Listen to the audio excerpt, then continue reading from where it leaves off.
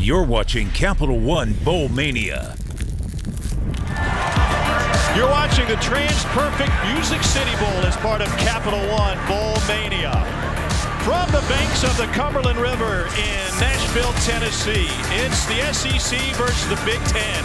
Two teams having fantastic seasons. Tennessee looking for win number 8. Purdue looking for its 9th win of the season after a 6-3 run through the Big Ten.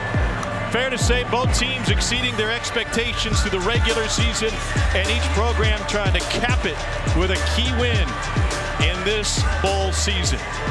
Tennessee Volunteers in their first season under head coach Josh Heupel. They weren't expected to be this good. Quite frankly, they lost about 30 players to the transfer portal before the season began. They've taken advantage of those who are here to play. Here come the Tennessee Volunteers led by Smokey.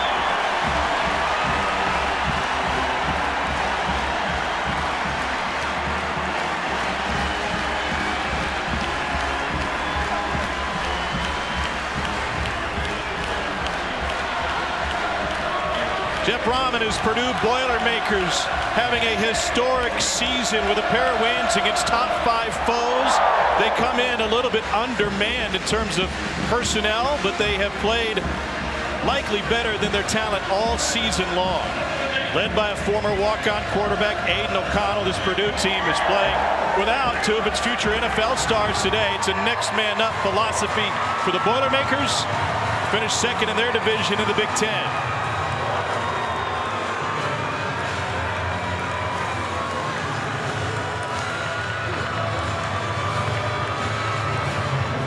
Boilermakers like to get creative on offense. We'll see what Coach Brom has dialed up. He looks no nonsense, but he is an offensive-minded head coach that likes to get creative, and you can bet we'll see some of that today for Purdue.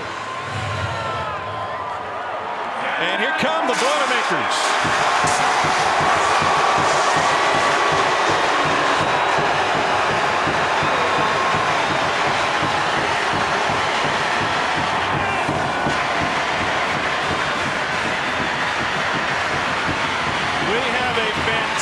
Crowd on hand for this sellout in one of the nation's best sports cities, Music City, Nashville, Tennessee.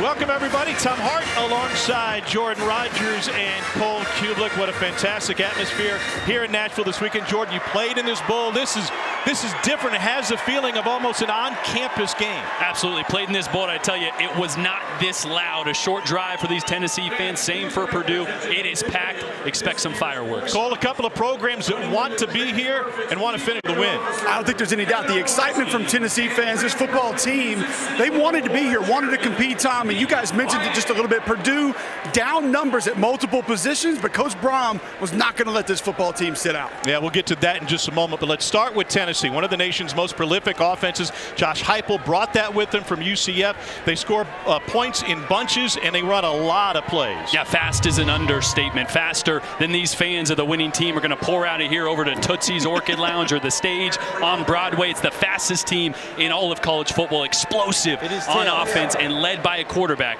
that is also one of the most efficient in the entire country. It's a perfect marriage that Josh Heupel has here at Tennessee. Hendon Hooker doing a great job, but Cole, it's not just through the air that Tennessee succeeds. Tom, it's a little bit of a misconception, this Tennessee offense. A lot of folks see it and they think, oh, they just throw the football all around because they run a lot of 4 and 5 wide receiver sets. Hendon Hooker only has one 300-yard passing game, but this is a team that can be ground and pound when they need to. In their 7 wins, they average over 274 rushing yards per game. In the 5 losses, just 125 rushing yards per game. And a front 7 that's down a couple of players today for Purdue. I would think this Tennessee Volunteer football team wants to play ground and pound early. Now we'll see what happens with that, but what's your key when Tennessee has the ball? Yeah, if you're a fan of either of these teams or have a vested monetary interest, here's the matchup to watch. It's the pressure that Purdue can get on Hendon Hooker. If there is an advantage, it's Tennessee and their receivers on a depleted secondary for Purdue. Brad Lambert, the defense coordinator, said, hey, we might be dialing up blitzes all over the place. Cover 0, expected to be high risk, high reward for Purdue.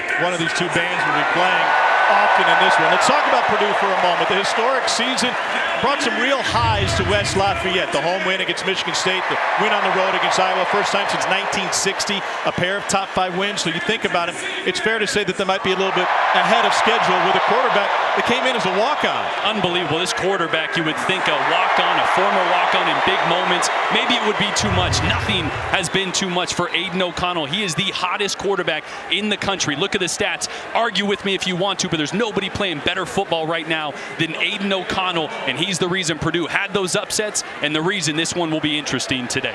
Tennessee won the toss. They elected to defer, so Purdue will receive.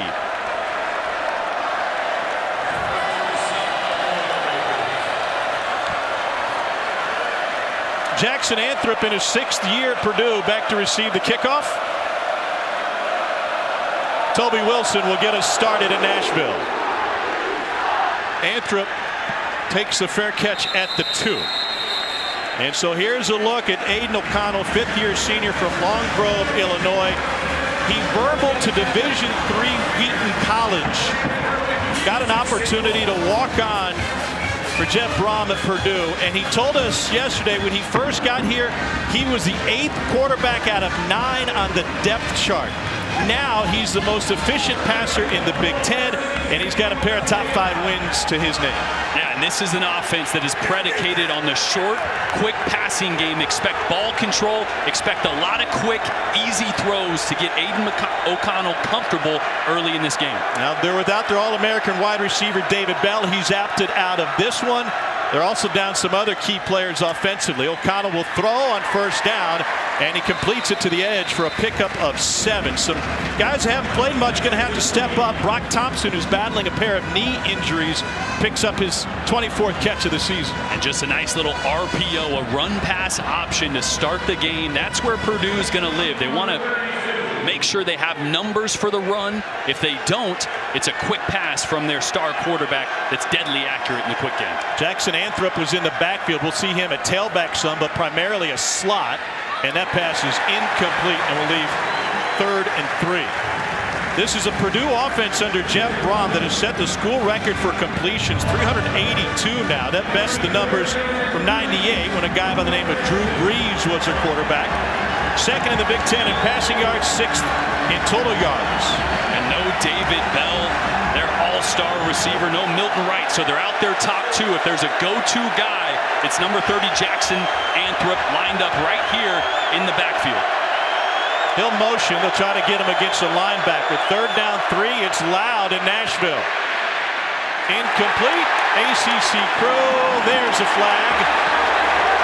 And Purdue will pick up the first down.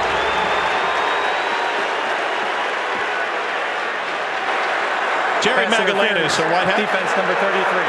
Spot foul. First down. It's actually really good coverage on the back end for Tennessee. Nowhere to go with the football for O'Connell. Late throw there. It's just a little too much on the jersey from the Bruza there. Left hand got a little bit of the jersey. And the refs, although it took a minute, easy call. I feel like given Tennessee's offensive explosiveness, they lead the nation in scoring in the first quarter. This opening drive is key for Purdue. Tennessee averages 14 points in the first quarter. Purdue not nearly as efficient. That one is batted away and nearly picked. Incomplete. Great coverage on the back end by Trevon Flowers. Really good protection that time for Aiden O'Connell. Had all day to try to find a receiver. And this ball just a little too high and on the back shoulder of TJ Sheffield. Oh, I think Flowers got it. This is going to be a great look at it right here. Oh, yeah. Oh, there it is. Nope. So close. This is an opportunistic Tennessee defense. They love to bring pressure under defensive coordinator Tim Banks. The ruling on the field is an incomplete pass. The previous play is under further review. They're going to review. This one won't take long. I can't get over the crowd and the atmosphere here. I mean, Purdue showed up. There's obviously a lot of orange in the stadium just 3 hours away from campus. Ball obviously hit the ground before Flowers controlled it. It is loud. I think both teams will be operating on a silent cadence today, especially on third downs. You just don't get that in bowl games. No. Like I said, short drive, 3.5 hours or so to Knoxville. I think 5 or so for the Purdue fans. Someone said walking on the streets the other day. So the Purdue faithful have shown up, and they're shown up to watch a team that's missing 2 key components who have opted out for this game. On the offensive side, David Bell, the only Purdue wide receiver in history, consensus All-American, second. After further review, the ruling on the field is confirmed. In school Second history down. in receiving yards. George Karlaftis will be a first-round pick in this summer's draft. They both opted out. Other injuries and other reasons. Tackle Greg Long is out. Milton Wright, the next best receiver, is out. And they've had to shuffle a lot of guys around in the secondary. We'll get to that when Tennessee gets the ball. Anthrop in motion. Here's Horvath. And he bruises his way forward. The 230-pound fullback picks up 9. Cole, that's a dude that's a football player. Oh, there's no doubt about it. Physicality. He can play H-back. He can line up as a fullback. You see him just playing traditional tailback, running back here, taking that zone play, and sometimes being just a little bit of a step slower on the zone play. Allows things to develop. And trust me, 40's got no problem getting north and south, putting his head down. Fifth-year senior from Mishawaka, Indiana. Suffered a broken fibula against UConn. Missed some time, but came back and was just fine. Third down 1. Tight end Durham as the H. Here's Horvath, and he muscles his way near the marker. Tennessee with great push late. Let's see the spot. Line judge says move the chain. Purdue first down. Still a nice play by Byron Young there. Left him unblocked to read that play. So he kind of had a dual assignment. He's going to run with the quarterback, play flat. If he kept it, comes down and takes Horvath there. Even though first down yardage, nice job squeezing it back inside. Young's got an amazing story. We'll get to that later in this broadcast. I wasn't sure he'd be playing college football.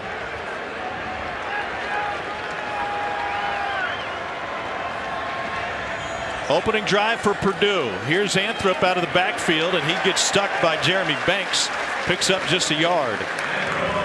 Well, Tom, you mentioned starting left tackle Greg Long out for Purdue. That means Eric Miller, number 74, is going to be anchoring that left side for a right-handed quarterback. That's the blind side, and Purdue is a pass-happy offense. There'll be a lot of opportunity for Tennessee to test Eric Miller, who moved from the right side over to the left to replace Greg Long. 8th in the country in passing, 127th in rushing for this Purdue offense. Empty backfield now. Here comes Anthrop, and they fake the handoff.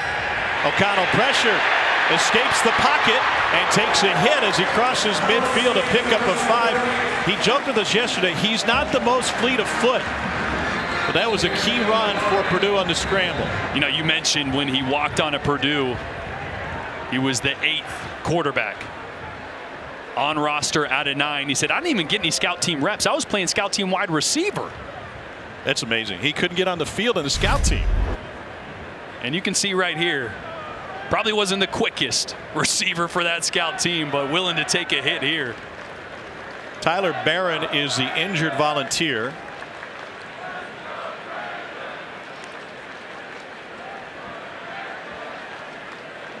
He was underneath O'Connell on that tackle. Athletic training staff tending to Barron. Will step away for a break from Nashville.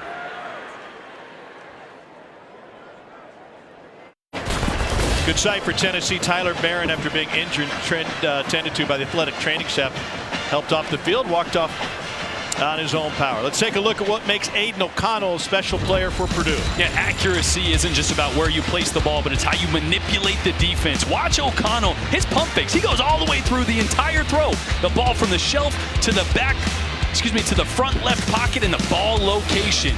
Watch how the manipulation of the defense creates openings for his receivers downfield because of those eye movements, the pump fakes, and it's really the accuracy. Downfield, he's the most accurate deep ball passer in all of college football, and those are a few reasons why. He threw 3 picks against Wisconsin, 0 interceptions in the 5 games since. What's most impressive about that graphic, the 81% or the 59? The fact that both those lead the entire country. former walk-on, is a stud. 3rd and 2. Opening drive for the Boilermakers. Horvath again needs 2, got none. Huge stop by Tennessee in what you would expect to be a high-scoring game from a Tennessee perspective. Purdue will keep the offense on the field for this 4th and 2. Yeah, I think this is a great call. Kind of no man's land here. You have a good drive going that's milking a lot of clock. When you play Tennessee, you want to keep the ball out of their hands as much as possible. So Purdue rolling the dice here on 4th and short. Crowd standing for this 4th and 2. Pressure coming up the middle. O'Connell to throw. Out route, incomplete. Just a little bit wide.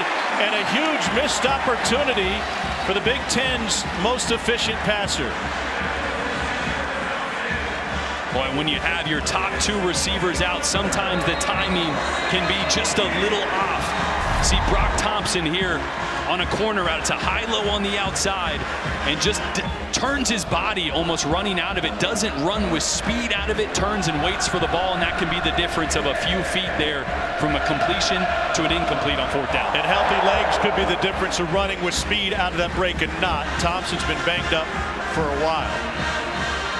He finally comes off the field. Here's a Tennessee offense which leads the country in plays per minute, points per minute, and points scored in the 1st quarter, led by Hendon Hooker. 2nd in the country in passing efficiency. He was the 2nd-string quarterback to start the season behind Michigan transfer Joe Milton. Never let that bother him, took over, and he has led Tennessee to great heights this season. They'll run it on 1st down and find plenty of space on a pickup of 7 from Jabari Small. Alex Golesh is the offensive coordinator, along with head coach Josh Heupel. Won a national championship as a quarterback at Oklahoma, and he loves this up-tempo offense. Hooker going deep, man coverage, incomplete.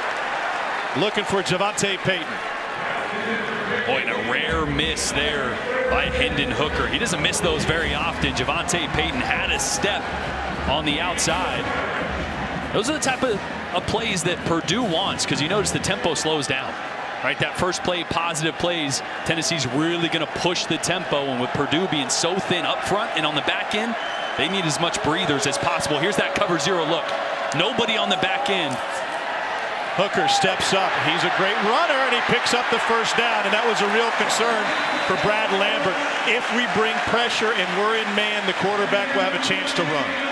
Yeah, and the issue for Brad Lambert, the defense coordinator for Purdue, is he had 2 spires on Hooker on that play as well. Going deep again. Caught! Touchdown, Tennessee, Cedric Tillman. School record 7th consecutive game with a touchdown catch for Tillman. It did not take Tennessee long.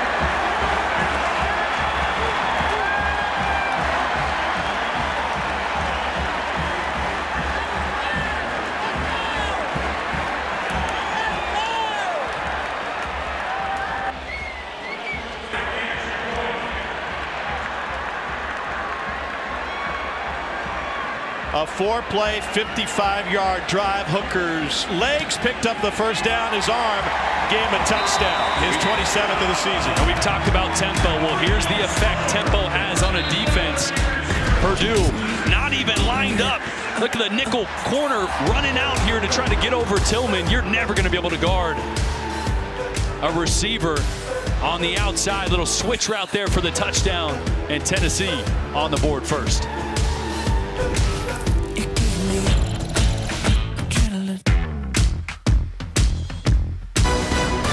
The TransPerfect Music City Bowl is brought to you by TransPerfect, simplifying global business, and Nashville Convention and Visitors Corporation.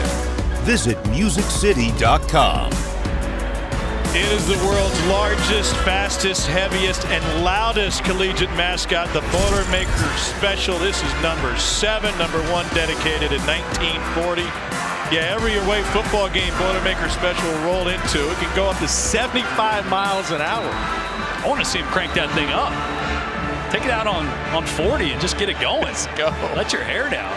Maybe we can take that to the airport after this. That'd be nice. I want to see Cole in an engineer's hat. Now the nation's top scoring offense in the opening quarter took just 4 plays to find the end zone. Tennessee up 7-0. It'll be Purdue's second possession of the game after this kickoff.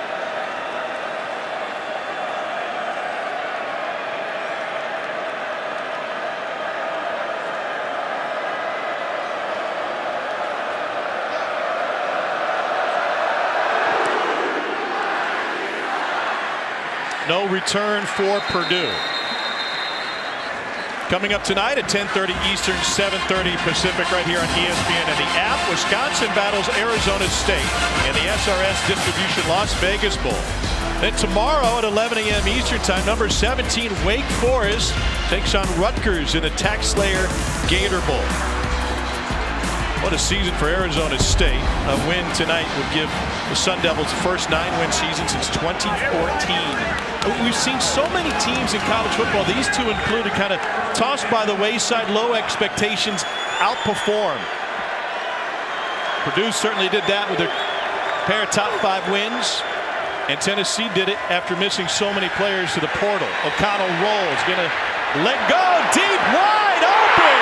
A Purdue first down and more for Brock Thompson. On the U-turn on Lower Broadway. He is in. Touchdown Purdue, 75 yards.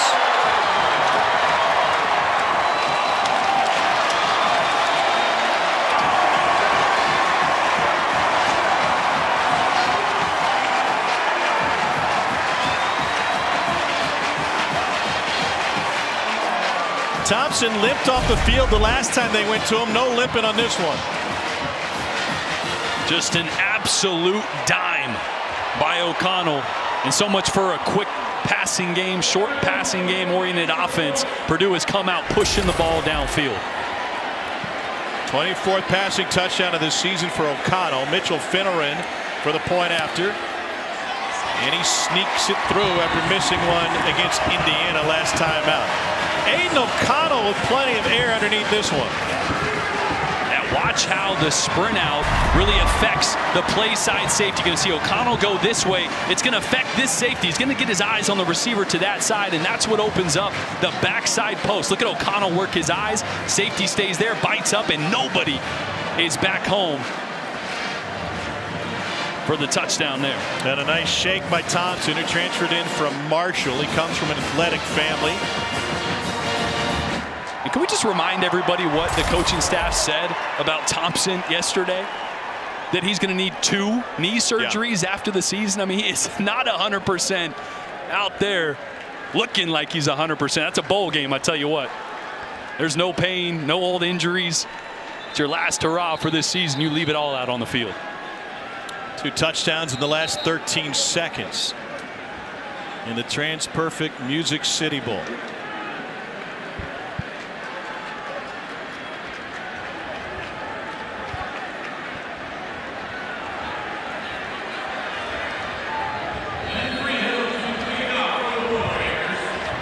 Freehill will kick it off after Purdue tied it with just 1 play.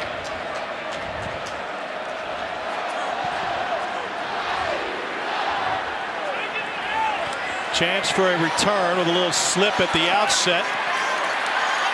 And the Volunteers will have it at about the 25-yard line. You know, it's not just the tempo that makes this offense tough. It's the spacing. The normal slot splits the difference.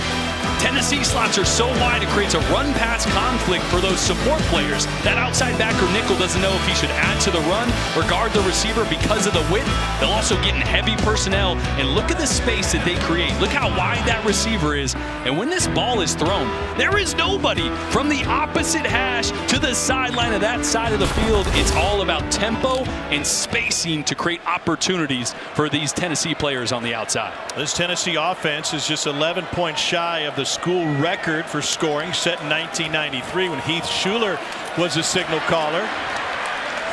And a pickup of 6 on first down by Jabari Small.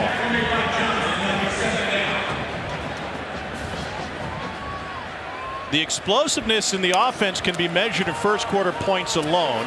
Here's Small on the swing pass. In fact, in conference games this year, Tennessee had back-to-back 28-point first quarters against Missouri and South Carolina, respectively. For the first time in modern program history, it dates back to 1944. On the ground again. And it's Small, and the head linesman has him short. The side judge has him good. And the spot's going to be short by a foot. Yeah. At one spot gave it to him. Another spot came in and said no. Offense will have a little sugar huddle looking at a 4th and short. You go right back to Small. Tennessee 12 of 25 on 4th down this season. I would. Little zone read. You also have an athletic quarterback that can keep it if the look's there. Tight end Jacob Horn tapped out there as well. Looks like he got rolled up on lower extremity issues, or had to make a substitution at tight end here in a short yardage situation.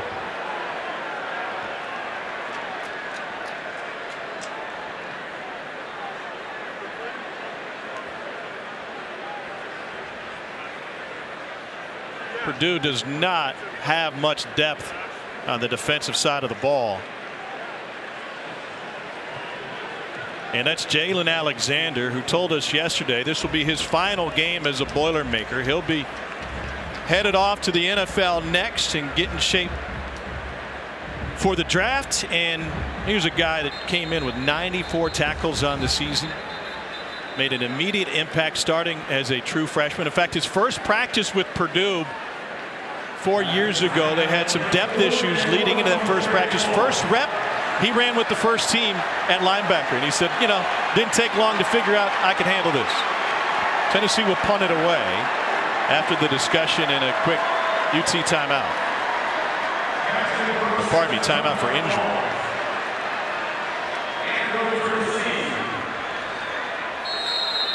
Anthrop, a great returner.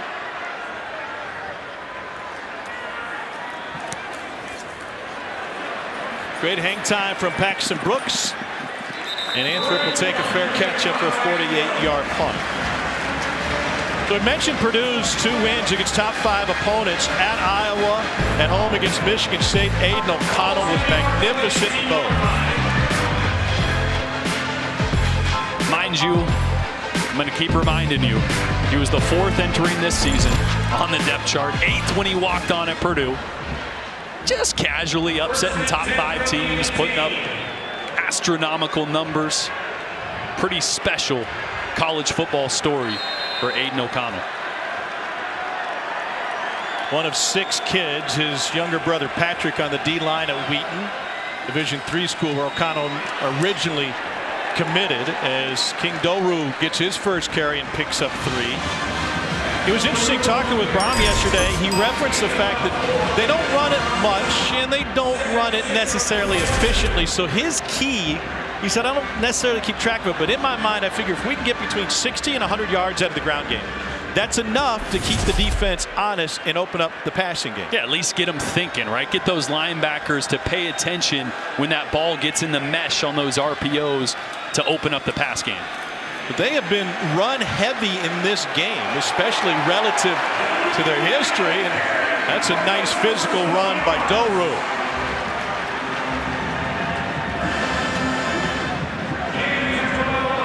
They've run more than they've passed so far through the first 12 plays. And now looking at a 3rd and a long 2.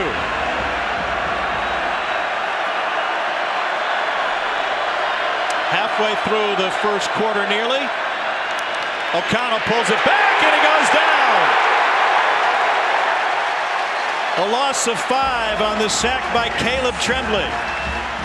Yeah, trying to work a quick slant to the field to Jackson Anthrop. Linebacker gets right in the window. You can see him working left. It's not there. Works back to the middle, and time ran out for O'Connell.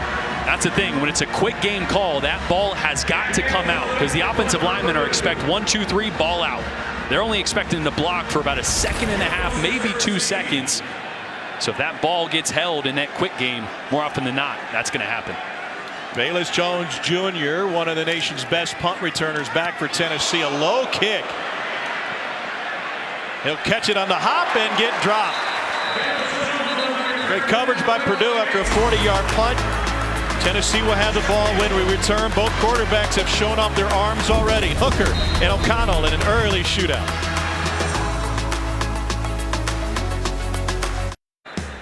Nashville, Tennessee has turned into one of the great sports destinations in our country. What a fun trip every time we come to town, and the Tennessee fans know that awfully well. Purdue fans learning it. Also, they played here a couple years ago against Auburn. We had 2 touchdowns in a 14-second span, and that's where we stand with Tennessee coming out.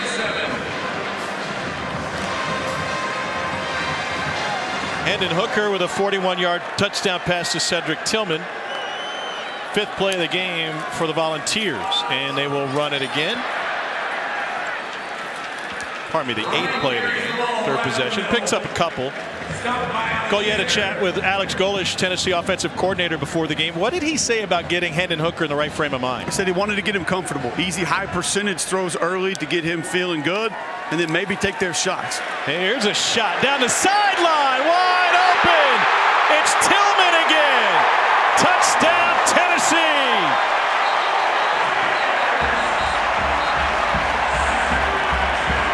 There's a flag on the play that might take this 61-yarder off the board. Number 7. Penalties declined. Result of the play. Touchdown.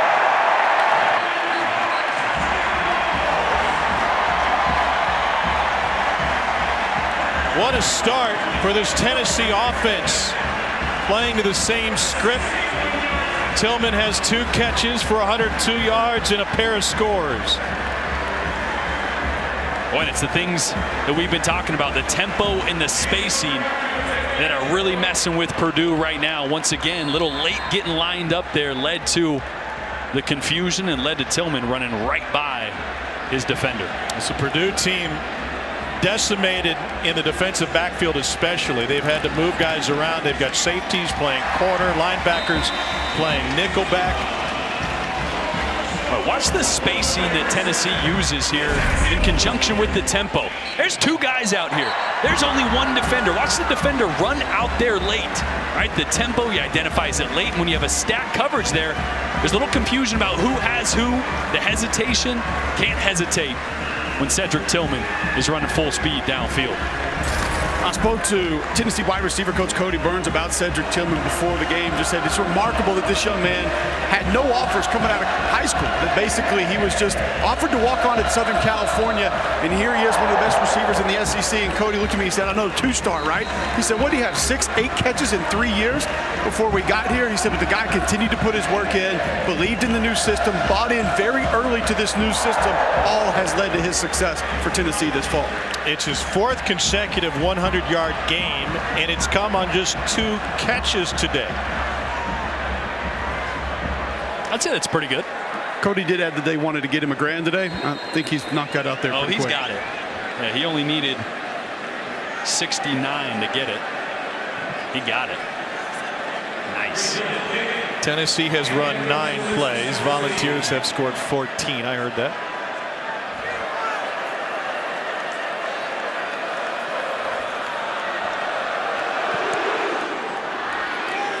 Angled kick, another fair catch taken. This season, along with their contributions to universities' general scholarship funds for every field goal and extra point made, Allstate also donated to the American Red Cross to help with disaster relief efforts. Thank you, Allstate. Not far from where many of those devastating tornadoes came through a couple of weeks ago. Western Tennessee and Western Kentucky especially. Here in the mid-state, the TransPerfect Music City Bowl in Nashville. Aiden O'Connell back at it for Purdue.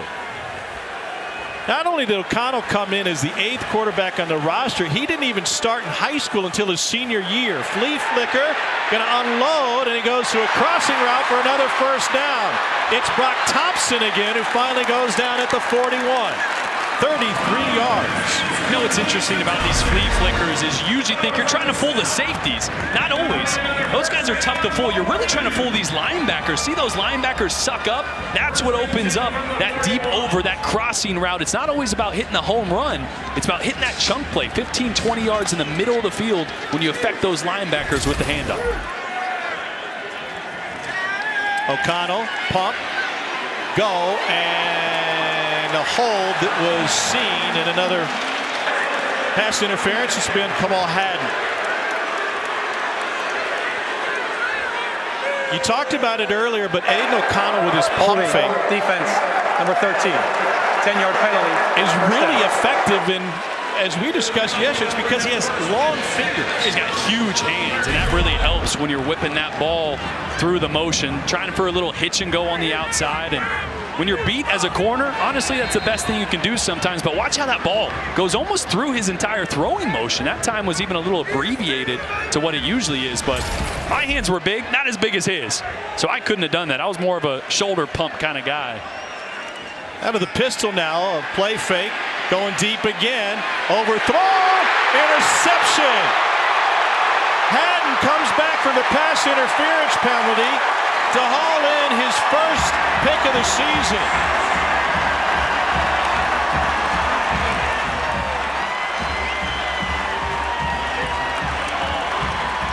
Smokey's not impressed.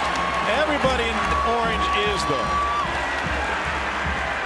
Again, with your best two receivers out, some of these routes you're not used to throwing to guys like TJ Sheffield. A little bit of holding there.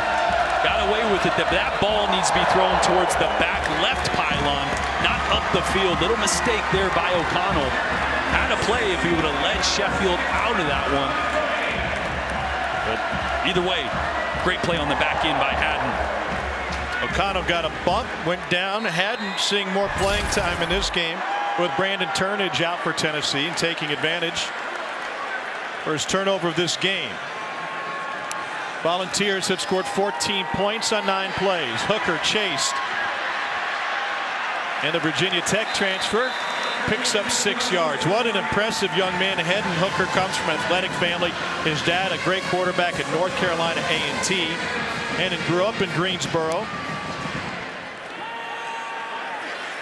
Unloads on the sideline again. Little underthrown. It will go for a first down instead of a touchdown, which was possible. And it's a first for Jalen Hyatt. Here comes the tempo. Boy, we saw the stack formation lead to the touchdown for Cedric Tillman. That time a little bunch on the outside.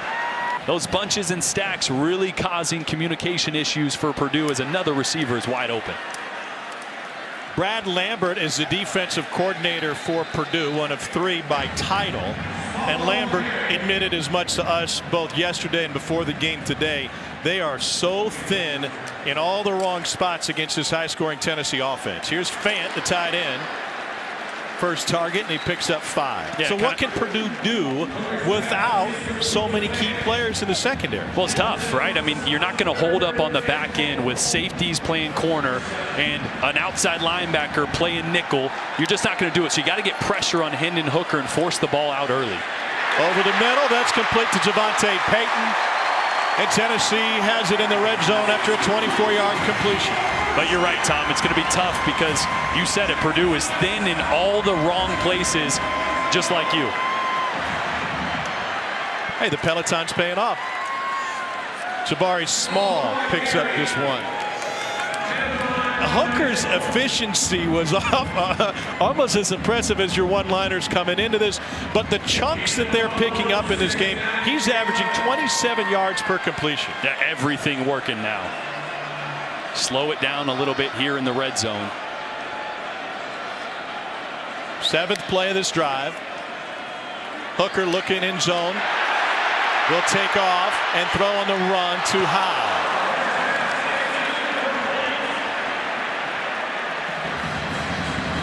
Boy, one little RPO slant.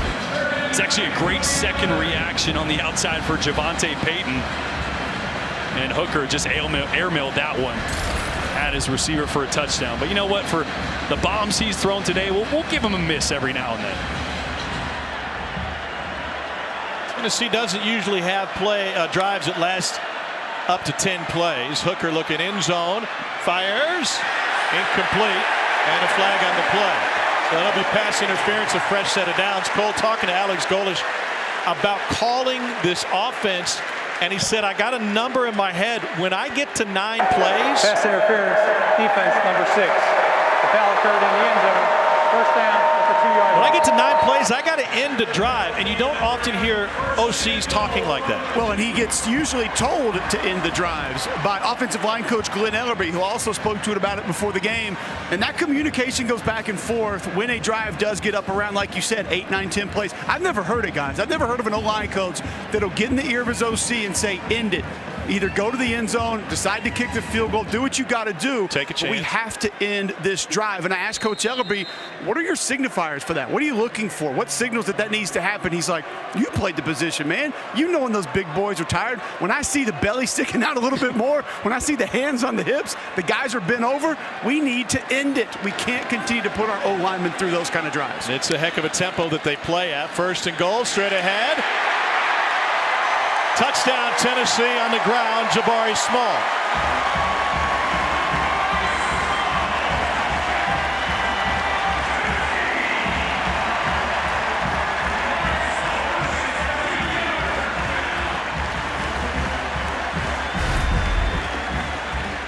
A great hat level up front for Tennessee. Cole was just talking about the O-line. This offense, the tempo is the toughest on the O-line, so when they get in the red zone like that, you notice how they took their time on that last play. Yeah. Knowing it was going to be a run, give those offensive linemen 3 or 4 extra seconds, catch your breath so they can fire off, get some push, and you can punch it in for 6. Jason McGrath, line drives it through. 80-yard drive that took 2:14 off the clock, and Tennessee has the most prolific offense in school history with 487 points scored. Mentioned Heath Schuler directed the last team that was this prolific in '93. His son Navy has transferred to Tennessee from Appalachian State. Be on the roster next season. What a change Josh Heupel brought. Last year under Jeremy Pruitt, defensive-minded team throughout his career, 109th in the country in points per game. Heupel comes in and they go straight rocket ship, top 10 in scoring, leading the country in seconds per play.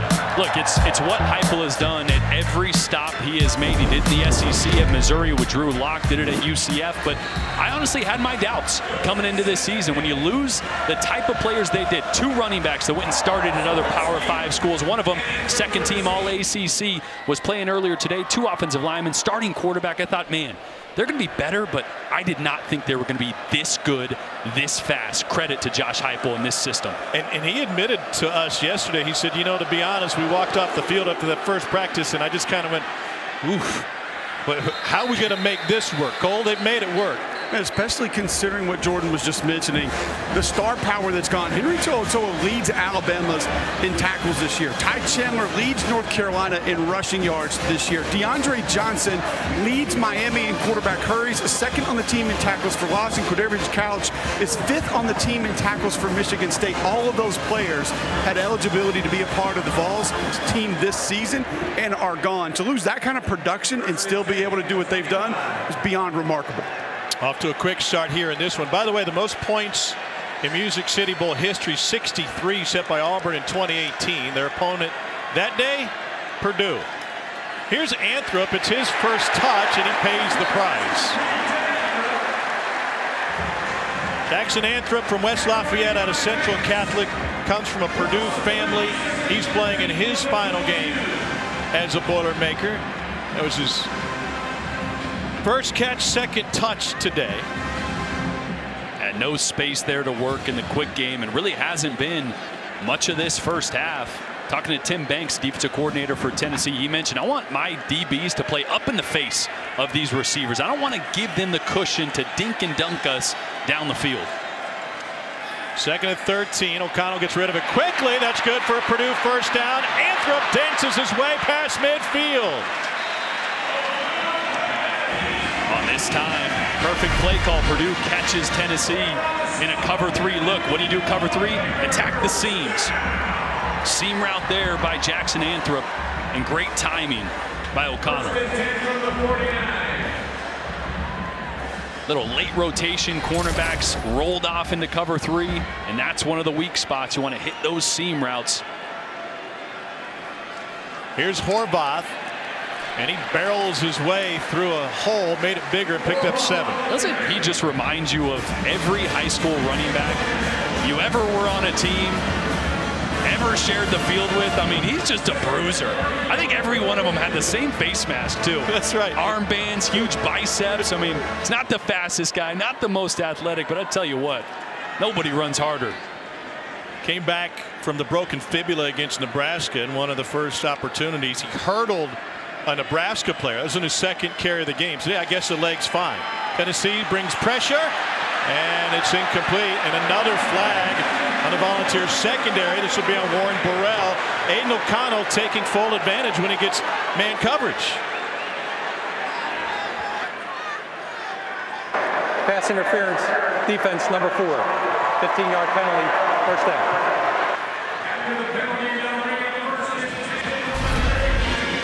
See, just you got to be able to find the football, and you can see Burrows is really trying to look to the inside. That ball's a little more upfield, and it's that last push, right? That last push is I think he's trying to wheel around to the other side. A little too physical at the point of attack. Thompson transferred from Marshall, wanted to get closer to home, where his younger brother Cade was battling osteosarcoma. Cade, a cancer survivor, and a family full of athletes. Brother played hoops at Ohio State. This is the first catch for Payne Durham, the tight end. Picked up 9. Boy, Payne Durham means a lot to this offense. They use him in pass protection, run blocking. You see him there catching the ball. Just a little insert, which he would normally have in the run game, but squeezes it out, able to find some space, catch a football. Got into football a little bit later in his life. He grew up playing lacrosse. Didn't play football until a little bit later in high school, but a big part of why this Purdue offense has been successful this season. From Sewanee, Georgia, he was an elite lacrosse player. But then when he showed up on campus, they nearly moved him to tackle. Horvath gets taken down right at the line of scrimmage. Payne Durham came in at 275 pounds, and the coaches started saying, you know, you might have a fit on the offensive line. I would think that'd be pretty good motivation for a guy who wanted to catch passes. You think? There's not many things that'll make you stop eating than a coach saying, you want to go block people on every down? Had a great game against Oregon State, 120 yards and a pair of touchdowns. 3rd and 2 for Purdue. They converted only 1 of 3 third downs today. To Anthrop, caught, first down.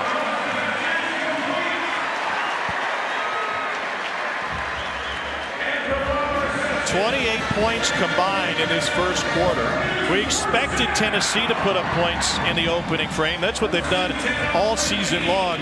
Purdue had an answer. Aiden O'Connell with a 75-yard touchdown pass, and now leading Purdue into the red zone again.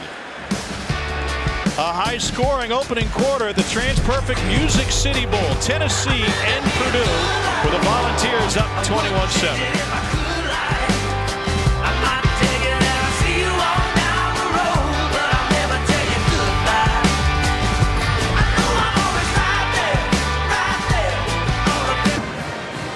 Welcome back to the TransPerfect Music City Bowl in Nashville, Tennessee. Aiden O'Connell has thrown a touchdown and 1 pick. Didn't like the call that he just got from the sideline.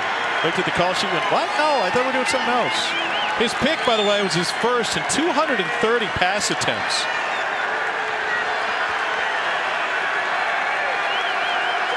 First and 10, Purdue from the 15.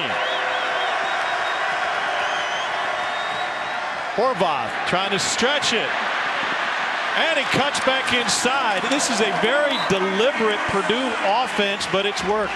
I feel like they've done a really good job of mixing in different run schemes. Also on the pass game, it's been RPOs, it's been play action, moving the pocket. Right now, Jeff Brom is doing a great job working with less than an ideal situation, especially out at receiver for Purdue. Brock Thompson's been their leading receiver. He's already got a 100-yard game. And Horvath averaging 4.5 yards per carry, doing his best Mike Allstott impersonation. It's an Anthrop in motion here. Anthrop wants to throw. Lob end zone. Out of bounds, incomplete. We knew something was coming. Jeff Brom kind of had a twinkle in his eye when we asked him about some trick plays. Yeah, usually when Anthrop's in motion, something's going to happen. Here's the problem. It's a really tough one to run to the short side.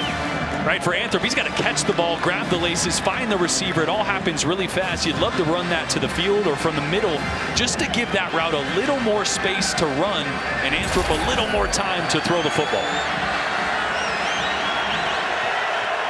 Third down 2. Play action. O'Connell end zone. Overthrow the tight end Garrett Miller. O'Connell, for all of his consistency, has been weirdly inconsistent in the end zone. He's thrown 3 end zone interceptions this season, tied for most in the FBS. You know, sometimes as a quarterback, having played the position, you start to try to place the ball, right? You try to be too perfect with these throws. You don't let your athleticism take over, all the muscle memory, and that leads to some of the inaccuracies. That time, Jalen McCullough fell on that corner route, which is why receiver was wide open. Mitchell Finneran bangs through a 24-yarder. Not sure threes are going to be enough to keep pace with Tennessee in this one.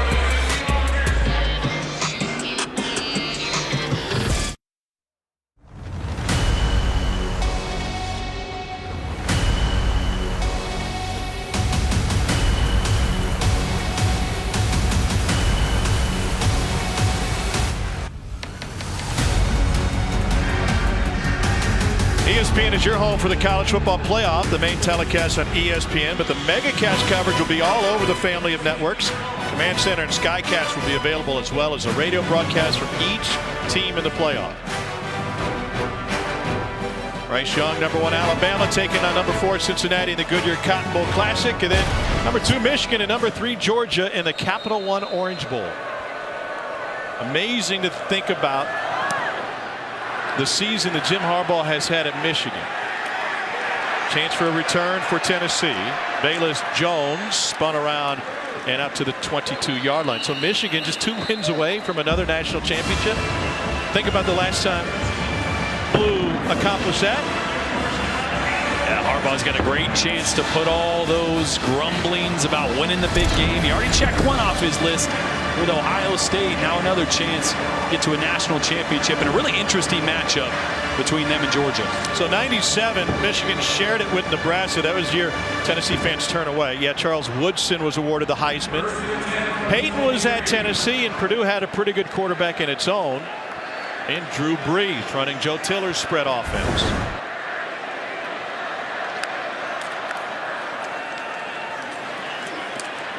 And Jabari Small again. So when you think of these 2 programs, it makes sense that these 2 signal callers would be top of mind.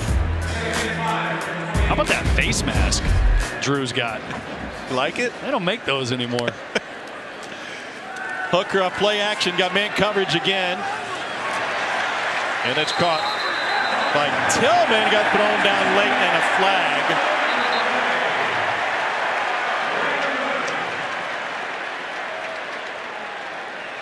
Remember that helmet Peyton used to have too?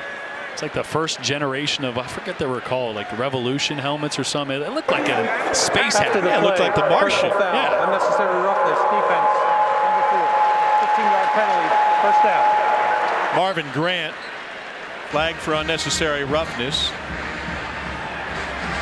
I don't know. I think Purdue, I think Vinny Sullivan. Fair.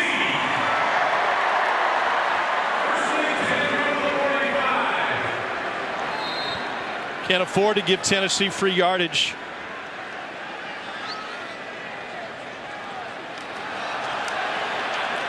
Oh, Small got rung up on the direct snap, and he picks up 4. A great job by Cam Allen filling the hole here. He's at safety right there.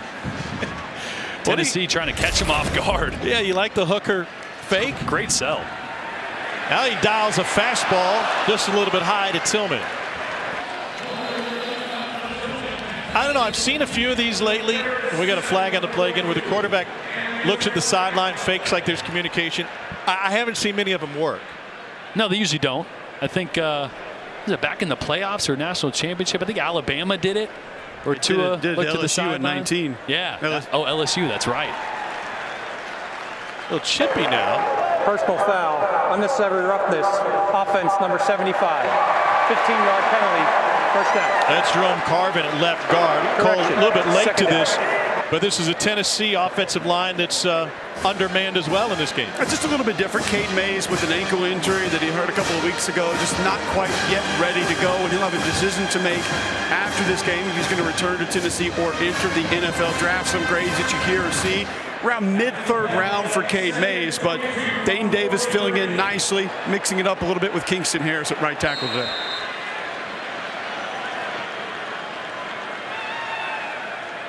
So a yo-yo back to the other side of the 50, and now 2nd and 22.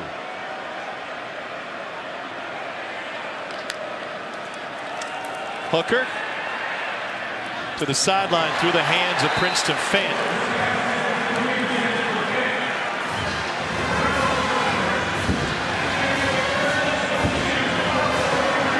Now 3rd and 22.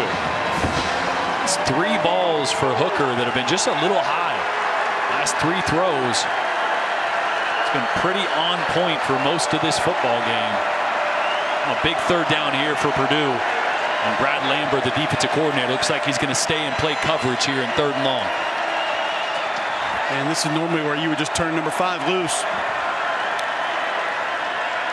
4-man rush. Hooker lets it fly. Nobody there. And Tennessee will be forced to punt. Huge stop for Purdue after they had to settle for a field goal on the previous possession.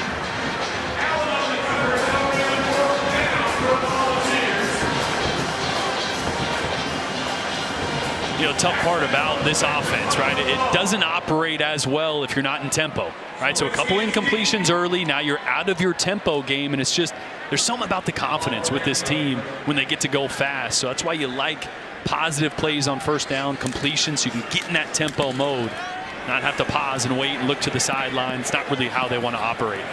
It's an ugly punt off the foot. It'll look good in the box score. Purdue will be backed up after that 39-yarder. Or Broadway welcoming.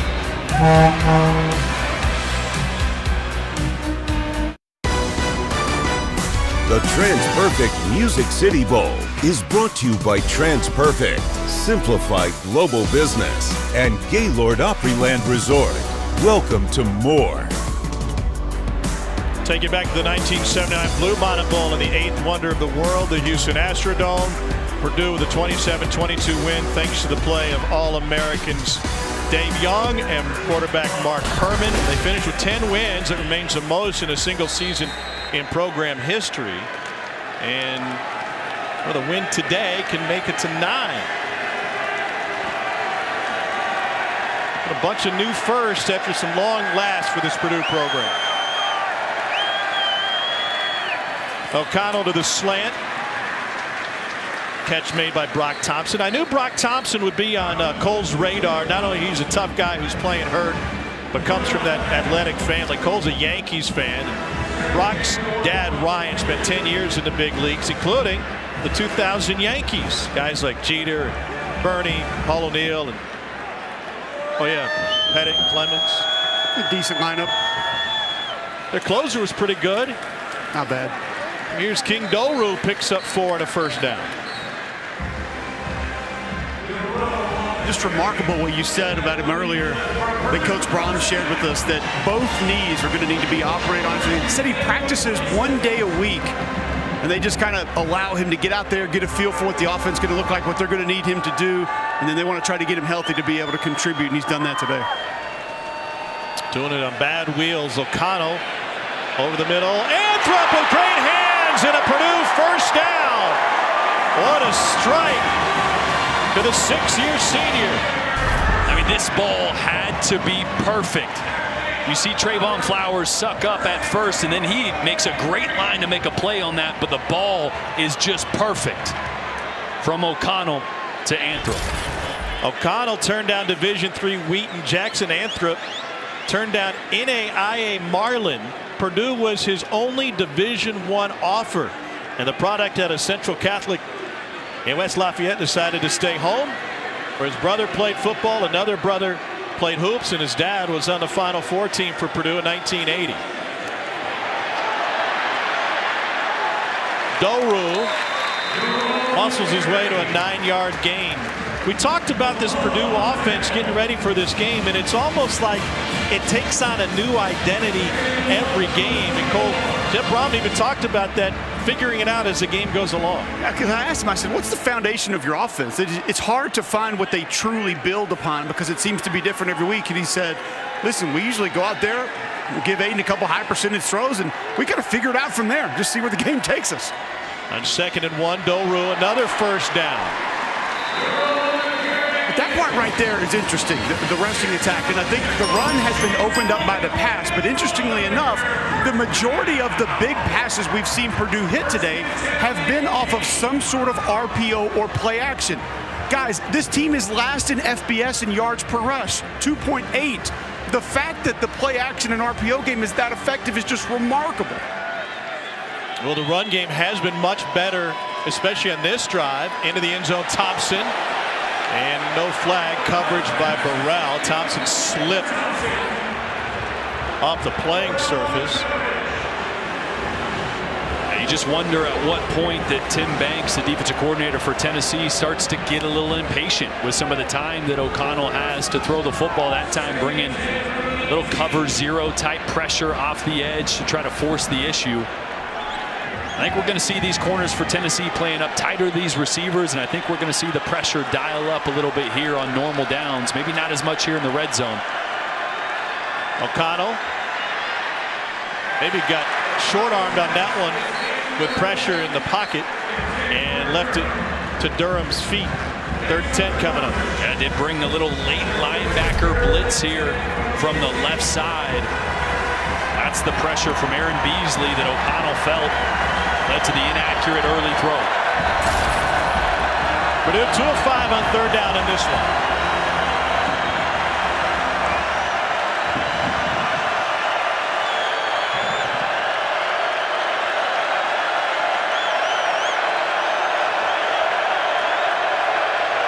They'll bring Doru to the backfield. They need 10. O'Connell lets it go. Incomplete.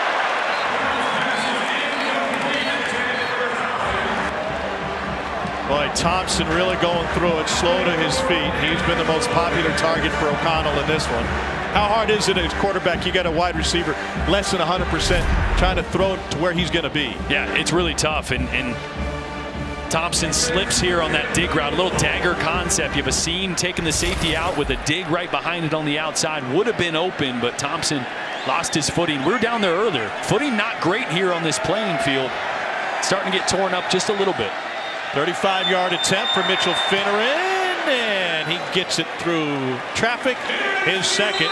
Cole Mitchell-Finneran 2 for 2 today. Yeah, an interesting journey. You brought up one player that had a little bit of a baseball background. Mitchell Finneran has that too. He was the backyard wiffle ball catcher for Chris Hatcher, Samford head football coach. When he was coaching at Valdosta State, that's how Mitchell got to know Chris Hatcher. His only offer coming out of high school was Samford University. And Coach Hatcher went to school with his mom, Christine, there at Valdosta State, where Chris Hatcher was an amazing player and then obviously became the offensive coordinator and then transferred up to Purdue, having success kicking this year as well. Did you guys use a catcher in wiffle I was ball? just going to say, you don't use a catcher. I mean, maybe like when I was young in the backyard, but use the square. Yeah, tape the fence or put the net up or whatever it might be. There's depending no way on your yard. You could catch one of those, right? Those corkscrews, the risers. I mean, those wiffle balls that go all over the place. But hey, whatever it takes to get a scholarship nowadays, huh? I like to tell people I was a pitcher once in the NBA. You were. People ask, do they have that? No. Catcher and wiffle ball, huh? Bayless Jones from a yard deep. New Year's Day, here are 2 of the 5 bowl games for you on the ESPN networks. Quarterback Sean Clifford takes Penn State against number 21 Arkansas in the Outback Bowl on ESPN2. Our coverage begins at noon Eastern. And on ABC at 1 Eastern is number 15 Iowa. Their stout defense taking on quarterback Will Levis and number 22 Kentucky in the Verbo Citrus Bowl in Orlando. All games also available on the ESPN app. Well, Purdue defensive coordinator Brad Lambert trying to find some help in scouting this Tennessee team, so he called one of his former players, Brad White, now the defensive coordinator at Kentucky. I think if you don't know or you're not in these meetings, you'd be really surprised at how many conversations like that happen before bowl games, before in-season games. A coaching family is a tight one, and you got resources all over the place that you're trying to dig into. Tennessee, last drive, couldn't get in rhythm, couldn't get the tempo going. I think we expect to see a lot faster pace for this drive here. 2nd and 6 now. Hooker gets pressured, steps away, will try to scramble. Hit from behind, but picks up the first down, and I expect the tempo to pick up. Yeah, here on 3rd down. Now they pick up the first down, so yeah, you're going to see them get lightning fast here. Snap the ball, try to get Purdue out of position. 13 seconds between plays. Jalen Wright picks up 3. 13 seconds. You notice when it's a bigger chunk play, they'll go faster with the tempo. When something gets stymied a little bit, they'll slow it down a hair, and there's a Purdue guy down on the field right now. That's Alexander. Jalen Alexander, the senior, in his final game for Purdue. 10-2 for the second time.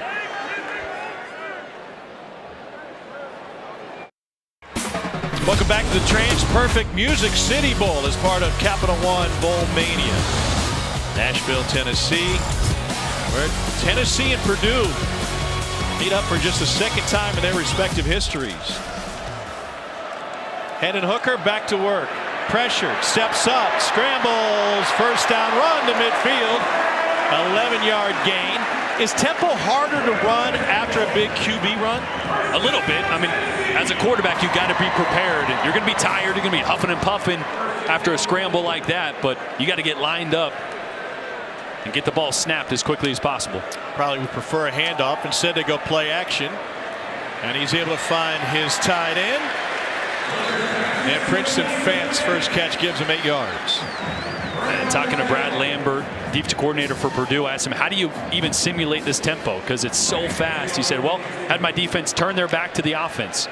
Let the offense get aligned, and then I'd tell them when they could turn around, they'd snap the ball. That's as best we could do to try to simulate how fast Tennessee goes. Incomplete. It leaves a 3rd and 2. And Cole, it was also different for guys who grew up learning to finish their blocks. But Josh Heupel has basically instructed Alex Golesh, your guys don't have to finish blocks. They have to just get ready. Well, it's so complicated sometimes when you're going fast because you want to see an offensive line finish. I think this group does it better than any tempo offense I've ever seen. On 3rd and 2, straight ahead, and a first down carry for Jalen Wright. What makes it so difficult from the O-line perspective? Well, what I see oftentimes with offenses that go fast is the offensive line just engages. So it's basically lock horns, a second, 2 seconds, and then they're trying to track the football down. They're trying to find the football because that's the way that they practice it. Back to the ground game. So if your emphasis, Tom, in practice is finding the football to line up as quickly as possible for the next play, well, that's how you're going to act in a game. This Tennessee offensive line doesn't necessarily operate that way. Glenn Edelby's done an amazing job of still keeping that finish and keeping that effort go through the whistle. Flag on the play. Hooker tripped up and just past the line of scrimmage and a pickup of 2. And in addition to that, we're seeing the drive continue. This will be the 9th play coming up, which was a very interesting discussion point with Golesh. Yeah, what was the play? He said on Illegal play 8. formation, offense, 5 players in the backfield. A procedural issue there, but on play 8, down. my line coach Golesh said, gets in my ears, says, hey, we got to end this drive. And what do we see right there? Hitch and goes on the outside, trying to take a shot, trying to end the drive, because the longer it goes on, the more tired those offensive linemen get, and that's what has really been the issue for the sacks and pressures they've given up. So it's no longer great pride to say, man, we manhandled them for a 12, 13, 15 play drive. That works against what Tennessee is trying to accomplish. Yeah, I mean, most offenses back when I played pro style, you wanted those drives. You loved those drives. Now it's like, man, we got to get off the field. We got to get some points on the board, take some shots. Little option look on 2nd and 12. And Hooker fights his way through for a few extra, picks up 8. Hendon Hooker isn't just a willing runner, he's a good runner. Sharing words with Jalen Alexander.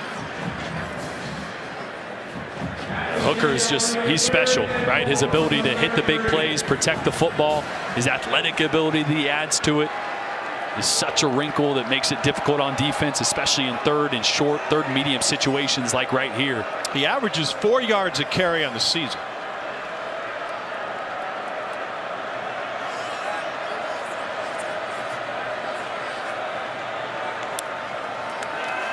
To throw. Open for a minute, but incomplete. Bayless Jones had to turn around for it. Taking a shot there, and it looks like they'll keep the offense on the field for 4th down. And I think you're kind of seeing the effects of a few runs on this drive for Hooker, because Bayless Jones has his man beat completely. That ball is going to be thrown upfield in the end zone, and it's a touchdown. Little bit on the back shoulder for Bayless.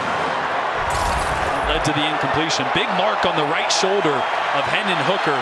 Took a hit on one of those runs. You wonder if that's affecting him a little bit. It would have been a 50-yard attempt from here. And another Tennessee penalty. False start, offense, number 88. 5-yard penalty, 4th down. Hooker thought there was movement on the right side from Lawrence Johnson. And look at those grass stains on that right shoulder. A couple really good physical runs for him in this drive, and sometimes it leads to a few inaccurate throws every now and then when you're putting your shoulder down and running guys over. Hendon Hooker isn't just a great football player, he's also a fan of the game. Mentioned his dad played. He's like, man, I sit down and watch YouTubes. I'll go to anybody. Steve McNair, Randall Cunningham, Cordell Stewart. Go to Mackenzie Milton and Drew Lock, who played for Heupel. Now looking at a 4th and 9. Well, the only thing that would make you be quiet as a baby when you were crying was your dad's film. I guess that's how it works. Play clock at 2. Hooker pressure. Lets it go. Nobody there. It was well behind Cedric Tillman, and Tennessee turns it over on downs. Purdue has scored on its last 2 possessions. Boilermakers trailed by 8 late in the first half.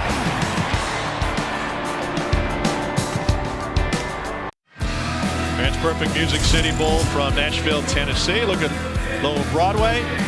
Jordan was all over the honky tonks last night. Had quite a few nights that I don't remember down there on Broadway in college. I bet you forgot them. Probably a little karaoke every now and then. Not good, but A for effort. Yeah. The full-size Jenga to really liven it up. O'Connell 9 of 18. Here's Horvath, and he gets taken down immediately. No gain. Aaron Beasley, the stop for Tennessee.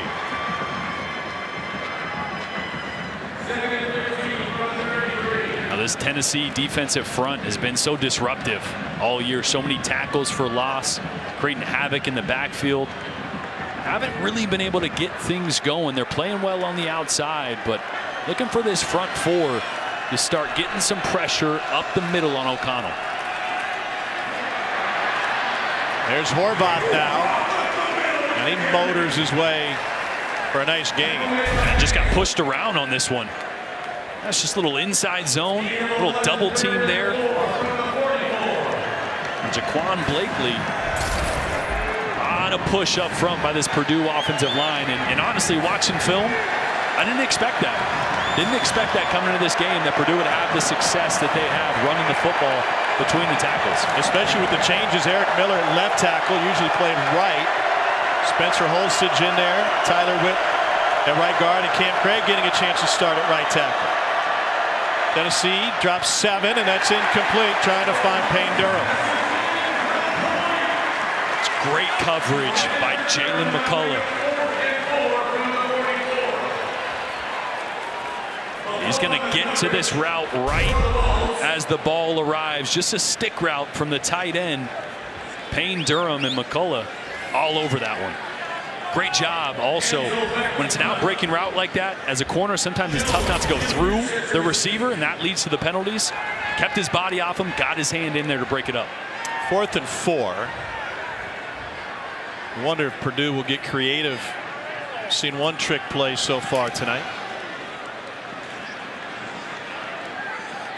Fair catch taken. We'll be back in 10 seconds after a message from Ally.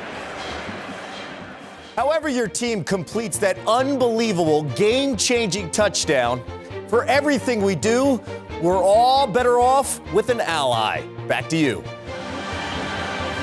21-13, Tennessee leading Purdue. Tom Hart, Jordan Rogers, Cole Kublik. Hey, shout out to our buddy Roger Frazier, the longtime equipment manager for Tennessee, who's missing his first game since the 1981 bowl game for this Tennessee team. He's out due to surgery. He started under Johnny Majors as a student manager in 1978. Frazier, thinking about you. Hope you get well soon. You know, he's sitting there watching this one. We had Tillman on an island down there in one-on-one coverage if they want it. The count is a pass to Velus Jones, and Jones takes it out to the 19. By the way, the 1981 bowl game for Tennessee was the Garden State Bowl. Imagine how chilly it was that day. Straight ahead. And a pickup of 5 for Jabari Small. Here comes tempo for Tennessee. We talked about the running backs at Tennessee lost to the transfer portal. Starting at various spots. Oklahoma, North Carolina, Hooker. Looking. Got 2 receivers in the same area, and that one's incomplete. The Tennessee running game has been really impressive given what they came into the season with. I really think it's the added element of Hendon Hooker, and not just as a runner, but his ability to be accurate and dangerous throwing the football. You have to respect that. You have to play with safeties, 2 safeties at a time. You can't just roll down into the box and leave one-on-one matchups. So it's all complementary with this offense. The quick strike ability, stretching the field vertical opens up the run game, and run game opens up the RPO and the pass as well. Anthrop asks for a fair catch. He'll take it there. 3:36. Tennessee up 21-13. This is an offense that we expected to see a performance from Tennessee. Tom Hart, Jordan Rogers, but as you mentioned, Purdue really impressive with the way they've run the ball so far today. Yeah, I mean, the offensive line is good, not great on film, so I expected Tennessee would be able to stop the run a little bit, but Purdue has had their way running the football, and it's really opened up some of the play action, the RPOs for Purdue through the air as well. High-scoring first quarter. Can that offensive pace keep up in the second half? Well, I think Purdue wants to slow this game down. So, yes, Tennessee's going to keep their foot on the gas, but Purdue is going to start to take time in between plays, slow things down. They're thin on defense. They need those guys to get as much rest as possible. 36 plays for Purdue. They've run it 15 times. About at their average. O'Connell completes to the sideline. And a pickup of 13. There's Sheffield. From just down the road, Thompson Station, Tennessee, out of Independence High School. Sheffield affected by David Bell and Milton Wright being out. He's normally a slot guy, playing much more on the outside today because of those opt-outs and injuries that Purdue's dealing with. Back to the run game. Wow, look at Horvath. Pickup of 7. Horvath came in as a walk-on. In the spring game after his freshman year, everybody was hurt, so he played both sides. He played 103 snaps in the spring game. There's an opportunity to make an impression. There's an opportunity to not get out of bed for 3 or 4 days. Take an ice bath. Unbelievable. Horvath again. Well, Purdue, back in the day, had one of the most impressive fullbacks in the game, Mike Allstott. Led the Big Ten in rushing. Horvath, physically cut from the same mold, 6'3", 230. Now you see why he's the finalist for that low man trophy. PFT Big Cat going to get that thing out Monday afternoon. Would not be surprised to see him take it home. Wait, hold on. What's the low man trophy? That's the best fullback in college football. O'Connell going deep. Is caught. at the 2-yard line. TJ Sheffield will set Purdue up with a 1st and goal after a 38-yard grab. Well, we mentioned O'Connell's the most accurate deep thrower in all of college football, completing just under 60% of his passes, 25 plus downfield, and that's why coverage over the top, throw a back shoulder ball, allows Sheffield to have vision on it, turn his shoulders. That's how you get completions on those deep throws, and he took a hit as he let that one go too. Downing the lead blocker for Horvath, who will shove his way towards the goal line, and they stop his forward progress at the 1. He also had a true freshman corner there with no Alante Taylor in the game for Tennessee. There's just a pile of white jerseys now behind the line of scrimmage. You think Horvath wants it again? Yeah, I think he wants that tire with the duct tape Chevy logo on it to take that trophy home. He's a great receiver out of the backfield. Belies his look. 2nd and goal. Got Anthrop in the slot. Here he is again. The bruiser gets hit behind the line and dragged down. And Tennessee uses a quick timeout with 1:12 to go in the first half. Byron Young saw this one coming from Jump Street here off the right side. That's a great job of being violent at the point of attack. Horvath is a big dude. He'll fall forward more often than not. But Byron Young met him with the same amount of violence there and kept him out of the end zone. Coming up on the Smile Direct Club halftime report, how about Shane Beamer's Gamecocks served a side of mayo after their big win against North Carolina earlier today. I have Cincinnati's recipe for an upset and how Harbaugh turned things around. It's coming up at the half. I mean, I know it's great to win bowl games, but wouldn't you really just want to opt out of the mayonnaise bath? Yeah. Like, I mean, you got players opting out all over the place, right? Can a coach say, hey, you know what, I'm happy to win, but yeah, I'm more of a ketchup guy. You're doing anything for charity, right? Mayo? I don't know, man.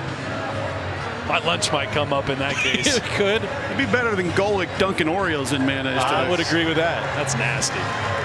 I thought Anish almost opted out of that segment.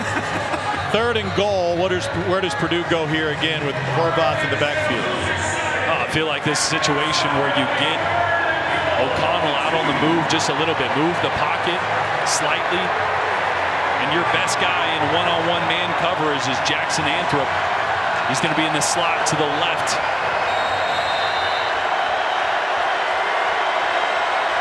Eight different Tennessee signal callers on their sideline. We're all the way out on the field. They'll move the pocket. O'Connell looking. Pressure! Taken down! Jeremy Banks with the sack. Tennessee uses another timeout. They want their defense to get their offense back on the field. It's a loss of 11. Yeah, you want to get your quarterback out of the pocket in a situation like this. The tough part is you're on the right hash, so you got a right-handed quarterback going left. You see, it's more difficult to get rid of the ball when you're under pressure like that. He was trying to find Jackson Anthrop, but the coverage was great on the outside. And a huge stop for Tennessee. I'm going to tell you, Jeremy Banks is playing like he has been shot out of a cannon this afternoon, flying around the field. Product from just down the road in Cordova, Tennessee, outside of Memphis. Former running back, made the switch a couple of seasons ago. This Tennessee defense has held Purdue to a pair of field goals in the red zone today. This is a 3rd trip for the Boilermakers into the red zone, and they'll line up another one. And the struggles continue, right? I mean, this has kind of been their MO all year. One of the worst in the country at scoring touchdowns in the red zone. The run game has been the issue. When you saw when they get down there in condensed environments inside the 5, it's just not where they want to live and where they're best as an offense. 30-yard attempt for Mitchell Finner in the Samford transfer, the former wiffle ball catcher. He's already hit from 24 and 35. Officially 29. And he will bang it through again. Finneran 3 for 3 in this one, with Tennessee leading by 5. Hey, we got a trophy in the building. We got a couple, I suppose. The Progressive Bowl Challenge Cup is right here at the TransPerfect Music City Bowl. be awarded the conference that has the highest winning percentage in the postseason once it is complete.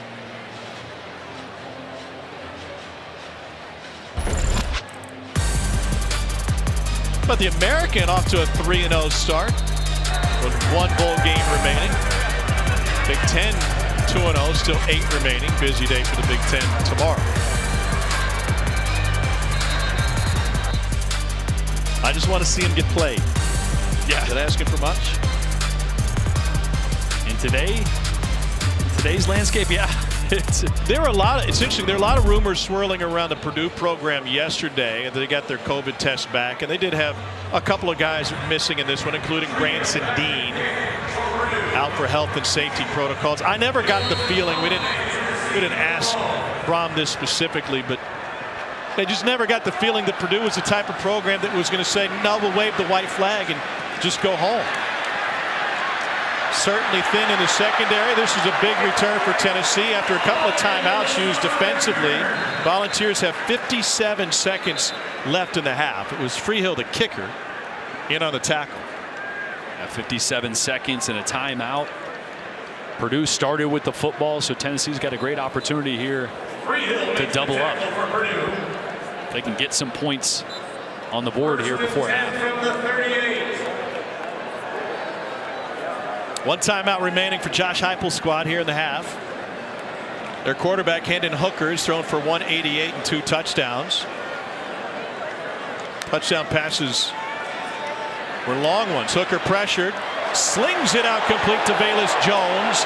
He can't quite get out of bounds, and they'll run the clock. 46 and rolling. And an injured player will stop the clock. And it's a Purdue player. This is Jalen Graham.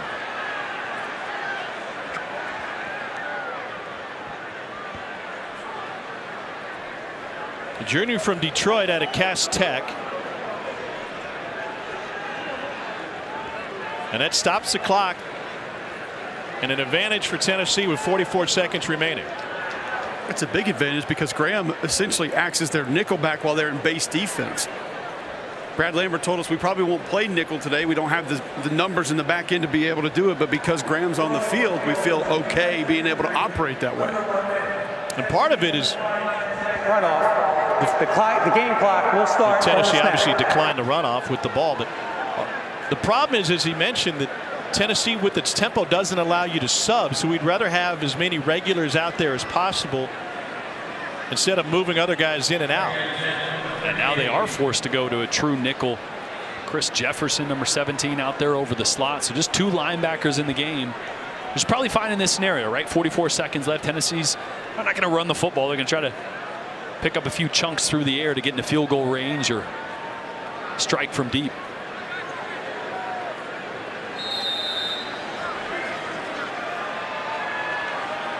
Second down 10. Pocket holds, Hooker unloads, nobody there. Jalen Hyatt, and we got a flag afterwards. Davis having to be helped up, love pushing and shoving in the backfield. Looked like Hyatt stopped his route, miscommunication on the pass, and then a flag afterwards on Lawrence Johnson. Already one unsportsmanlike on Purdue in this half. Oh, we saw the, what was it, the Pro Fighting League truck down there That's in right. the dock. I mean, there's some WWE moves going on down there. Some of the Purdue entertainment was they brought in some professional wrestling, one of the hotel ballrooms. I got to be honest with you. If I was at a bowl game as a college football player and you brought pro wrestling to us, that would have gone poorly. You would have gotten in the ring. Somehow, some way, Yeah. I'd have been a part of that. You know those big boys want to get out there, throw the spandex on, let your hair down. Spandex part probably The not. ruling on the field after their play, they're offsetting personal fouls on each team, offense and defense. The down counts, 3rd down. This was after the ball had already fallen incomplete. Lawrence Johnson in on it for Purdue, big number 90 right in the middle. Pardon me, out on the edge now. Yeah, it's going to be right over here. I like the offsetting there. Purdue finished it, but Tennessee did their part as well. 3rd and 10. Hooker has a hit out of his hand. Falls on the grass, and Purdue's scrambling for it. Boilermakers have it.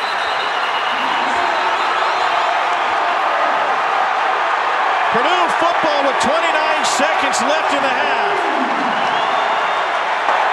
The ruling on it was a fumble recovered by the defense. First down, Purdue. Oh, and it was DeMarcus Mitchell here off the right side that's going to get a hand on the throwing arm of Hendon Hooker as he's trying to take a shot downfield. Great job. The ruling on the field of a fumble recovered by the defense is under further review. Well, it's a pretty good job there by Dane Davis, the right tackle. Want to run that guy past, but just a better job by Mitchell is getting his left hand in there to hit that football. So there's a couple things to consider here. They're going to review this and see whether it was a pass or a fumble, but that's going to be a moot point because it would be a backwards pass and a lateral anyway. It would be a live ball. Get a good look at it here. That ball is out. That arm's got to be going forward. You're going to see Mitchell get his left hand here. There's that ball still going back. Well, it's a moot point anyway because it would have been a backwards pass and a live ball. So after further review, the ruling on the field is confirmed. First down, Purdue. What an opportunity for Purdue. And by the way, Josh Heupel saved Purdue some time using multiple timeouts before the field goal on Purdue's last possession. Yeah, 29 seconds here. You do have timeouts. You can work the entire field. Don't have to take shots here. Work the quick game to the slot. Work the middle of the field. You got time. O'Connell's thrown for 250. 1 touchdown, 1 pick.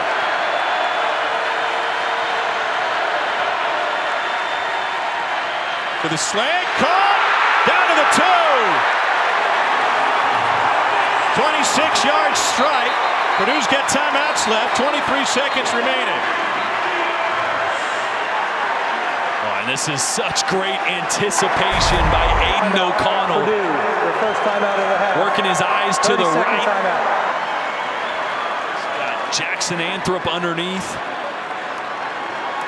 And hits the seam route right behind it. Look at the anticipation that he throws that with. I mean, he threw that when the receiver was in the first window, leading him into that second window of the seam route. Right on the money. What an impressive game and an impressive season for Aiden O'Connell. They had a stretch in the Michigan State game where they played 3 different quarterbacks over a 5-play span. O'Connell finally took over the position, and he's announced he's returning for another season next year. And Jeff Brom's got great consistency in the program now. Hendon Hooker's fumble led to this short field for Purdue.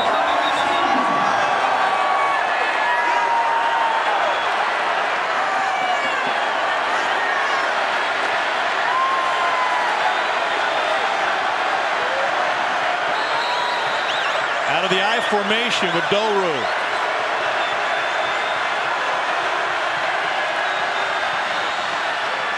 Little boot and a dump. Touchdown, Payne Durham.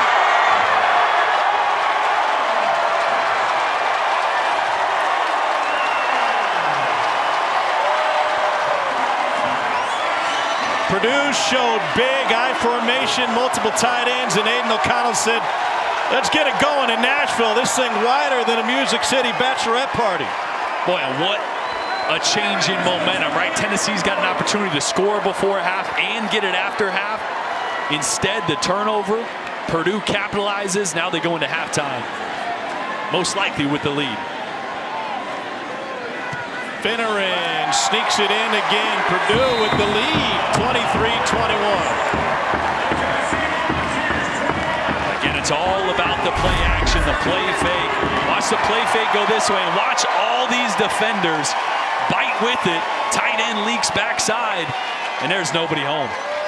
I mean, O'Connell could have ran it, could have thrown it to 87, 88. I mean, that was a 6 points all the way around there. Great play design by Jeff Brom. Is they raising the roof? Yeah, we're going old school. There was some old school hits going in pregame. We've had some crisscross going. Mac, that'll make it. 19 seconds left in the half. What a performance by the Boilermakers. They've outscored Tennessee 16-0 this half. Josh Heupel's offense has stalled off some incompletions by Hooker, but most damaging, the fumble.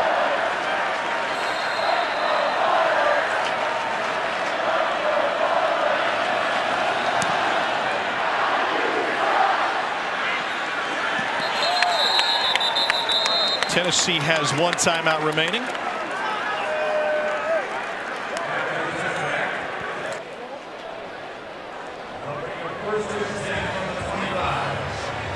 Tennessee just get back in the locker room now? Yeah, I think so. I mean, you're in this situation as a head coach. You don't want anything worse to happen, right? Just had a big momentum-changing turnover. So a high percentage either throw, screen, a handoff. Like, hey, if someone spits through and runs for 30, 40 yards, cool. You can call a timeout and try to make something happen. But high percentage, get to the locker room, make some adjustments. You got the ball coming in the second half anyway. Well, the TransPerfect Music City Bowl giving you all the offense you would want.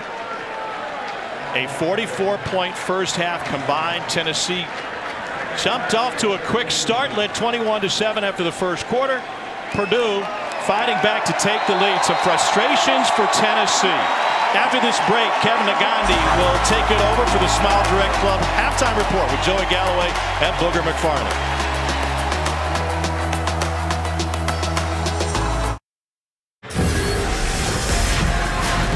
Welcome back to Capital One Bowl Mania.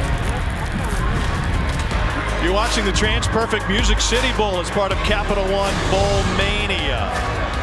Nissan Stadium, Nashville, Tennessee is the site. What has turned into a wildly entertaining first half. Purdue with its first lead on top, 23-21. What a tale of quarters for Tennessee's offense, Jordan. This Tennessee offense was almost unstoppable first quarter. They went away in the second quarter. What gives? Yeah, I think Hendon Hooker was running the football a little more. Maybe took a couple shots and had a few errant passes, I think, there later in the first half that were opportunities they missed. But really, the story was Purdue being able to run the football that opened up some of the intermediate pass game. Bayless Jones brought it out of the end zone in a solid return. Cole, what did you learn from Josh Heupel? Following up to what Jordan just said there, he said the run game of Purdue is something we need to adjust to. We need to make sure that we slow down, do a better job against that in the second half. Also need to reroute some things on the back end. There is concern about the young corners that Tennessee's playing today. He said offensively, feels like Hendon Hooker, his quarterback, might just be rushing things a little bit. Just off his rhythm, off of his timing. Want to try to get him comfortable early here in the second half. Now, what a difference. First quarter for Hendon Hooker, he was nearly perfect. 6 of 8 for $164, 2 touchdowns. Just 5 of 11 for 27 yards and a lost fumble on a sack in the second quarter. That led to a Purdue touchdown and the Boilermaker lead. Be important to get him in rhythm here. Expect a quick, easy throw early in this drive. Taylor Graham back on the field for Purdue. Hooker does indeed complete one over the middle. That's Bayless Jones, and it goes for 13. Love the call, right? You got a quarterback that's struggling with timing a little bit, couple errant throws. Just get him back in rhythm, get tempo going, get back to what you do best. And then back to the ground game, and Jabari Small takes it to the 49. Going to that slant there too early, Jordan, something that if you go back and watch Purdue multiple times this year, there were a few teams that really took advantage of slants across the entire game. Small again, huge hole opened up, and he takes it inside the 35. 19-yard rumble for the sophomore from Memphis. And how big is that? When this run game gets going, the RPO game off of that is what's really dangerous. You got a quarterback that's missed a few deep throws. Run game gets going, then those slants, those hitches, everything starts to hit. False start, offense, number 63. 5-yard penalty, first down. That's a center, Cooper Mays. Cole, how does a center false start? I never know the answer to that. I mean, you can get up there and kind of move the ball a little bit to try to draw a guy off sides. I used to do the old head bob because I signaled, I would say like, go on shotgun. I said, go, go was our snap count.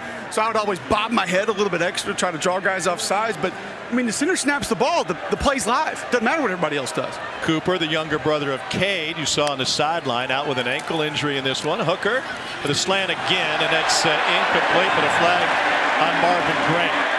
Why are slants, Cole, more dangerous to this Purdue defense based on the film that you've watched? Well, honestly, Tom, I think they have to play off a little bit more. It's not a super athletic secondary. Defense number 4.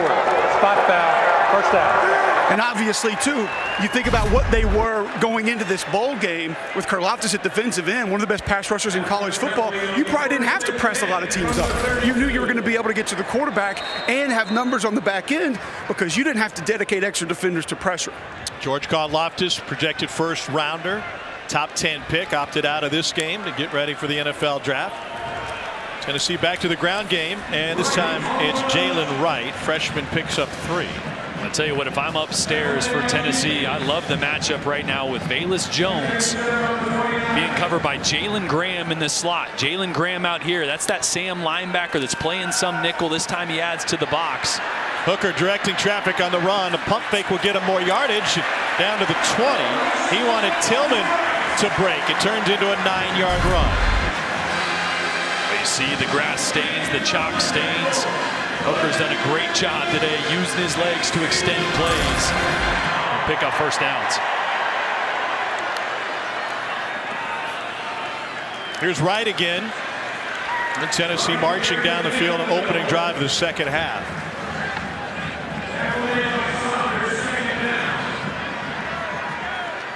Seventh play of the drive.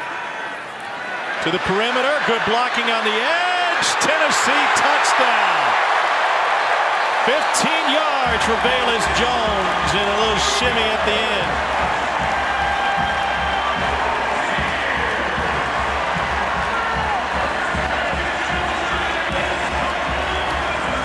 Purdue earlier this game caught with only one defender on the perimeter in a similar situation. Yeah, that time brought a little zone pressure. Remember talking to Brad Lambert yesterday, he said this offense is so tough because you can't man pressure because Hooker can run the football. If you zone pressure, their quick perimeter throws are so dangerous. There's going to be cushion out there. That time caught him in a zone pressure, quick throw to the perimeter, and a lot of green grass on the outside. You're going to see Jalen Graham, linebacker, in a zone pressure look, just coming off the edge right here, which means all that green grass on the outside. It's one-on-one. And all Velus Jones has to do is beat the safety, and he does it. 28-23, Tennessee.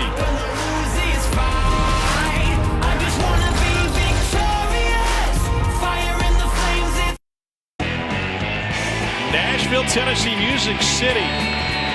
Jordan's forgotten more nights out on this town than he's remembered. He's playing days at Vanderbilt.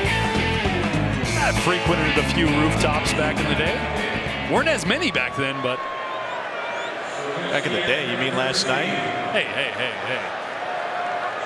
You leave my game prep to me. A town so fun that they'll pedal the bar right to your front door if you ask nicely enough. Fair catch taken. Let's take a look at today's clutch delivery brought to you by Chipotle. That's anticipation and accuracy. Here's the route combination on this one. It's going to be a high-low. Quick route here with the seam. What they're trying to do is catch this guy in a bind. And what I love about this is look at the separation you got here. By the time that he's throwing the football, but really, this is what makes the accuracy special. Watch this corner, has vision on the football. He's got to bend this seam route back in with an accurate throw. So it's anticipating, throwing way before the receiver is ready, and it's accuracy to protect your receiver. That's what got them down there for that big score before half. Most accurate passer in the Big Ten. Here's Nick Horvath. Picks up 5 in second team all-conference.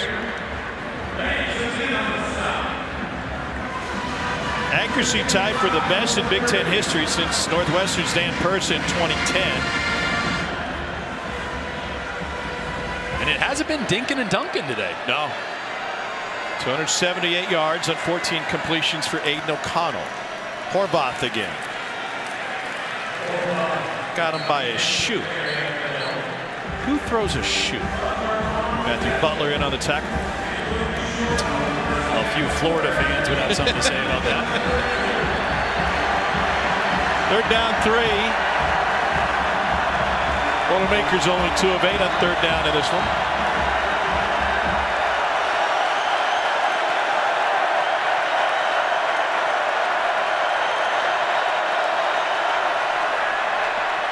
Incomplete. There's a flag. It didn't come from the umpire. It came from the line judge over on the sideline. Jackson Anthrop held by Jackson. Pass interference, defense number 26. Spot foul, first down. Theo Jackson, Tennessee, really their best defender. Best all-around defender, working on a in-breaking slant here. And it's just the left arm right there. Just got a little bit too much of Anthrop with his left arm. Turns him a hair. It's a really bang-bang play, but it's that hook that the back judge is going to see every time. And that is the third different defensive pass interference penalty on Tennessee in this game. Horvath again. Flag on the play.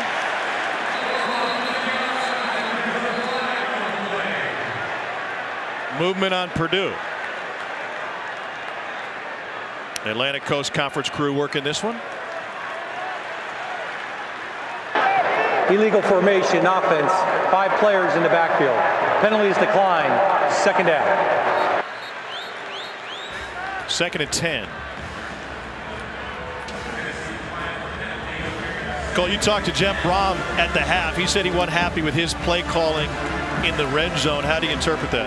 I think he just understands that they've had opportunities, and he wants to be better as far as giving his guys the best chance to put points on the board. I appreciate the coach going out and saying that. Say, I need to be better. I need to call plays better. Don't get that a lot. Anthrop in motion. O'Connell to Horvath after he play fake to him. He is rumbling down the tracks and into Tennessee territory. Man, that's like a bowling ball rolling down Broadway. A pedal tavern rolling down Broadway so many times. Brakes? No, those things just keep going. You got to slow your legs down. Horvath is Tennessee's so used to seeing him blocking in those play action passes as they take shots. That time just slipped out. Great call by Jeff Brom. Anthrop that time picks up 2. PFT is going to have to ask for ballots back on that low man trophy. Yeah, why are we turning him in already? There's still games to be played. Tennessee by 5. Purdue looking to reclaim the lead.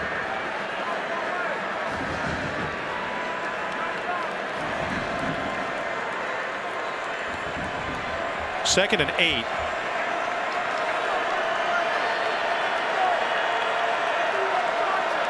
Low snap. O'Connell fires. Caught! First down, Purdue! What a grab by Garrett Miller. It goes for 26. And Cole talked to Josh Heupel at halftime about this route in particular. These seam routes, you have to be able to reroute. You can't let these tight ends and receivers run free down the middle of the field. You got to reroute them, disrupt the timing. Right now, Purdue is attacking the middle of the field, and they're untouched as they go from that really 5 to 10 yard range. Tennessee defenders have got to start getting a body on them, at least wall them, make them change direction, make them change speed. It's just too easy for Purdue to get access to the middle of the field. First down. Purdue thought they were going to review this. Aiden O'Connell took his helmet off and came over to the sideline. It was a quick review. O'Connell trying to steal a timeout. Now they'll have to hurry back out there. 20 seconds on the play clock. No huddle. Tennessee trying to sub a few, and now the officials will stop it. Reset the play clock. Purdue has had to settle for field goals in the red zone so far in this game.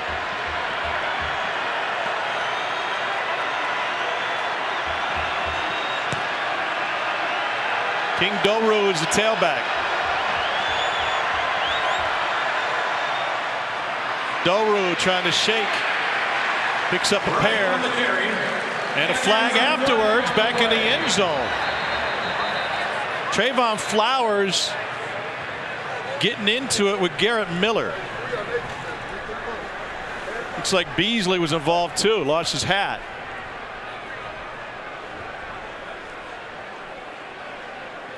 It's been a little chippy all game.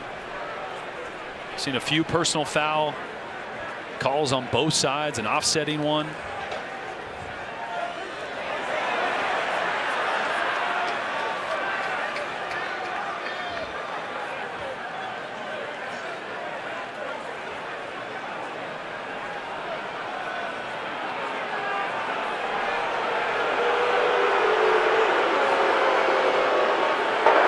The rule ruling on the field after the play, personal foul, unnecessary roughness, offense, number 88. 15-yard penalty. The down counts. It'll be second down. Well, that is killer for Garrett Miller. Had the big catch on the 26-yard dive, and he cost Purdue valuable field position. Yeah, going to see Miller right there. He's going to work up and engage with the block. And this is a heck of a block. Oh, not on this one. Yeah, the right hand cost him in the end zone. Right there. From the 23. I think that was a good football play up until he threw the right hand. Yeah, the second one there, because it was a great block. You're getting aggressive, but got to leave it there.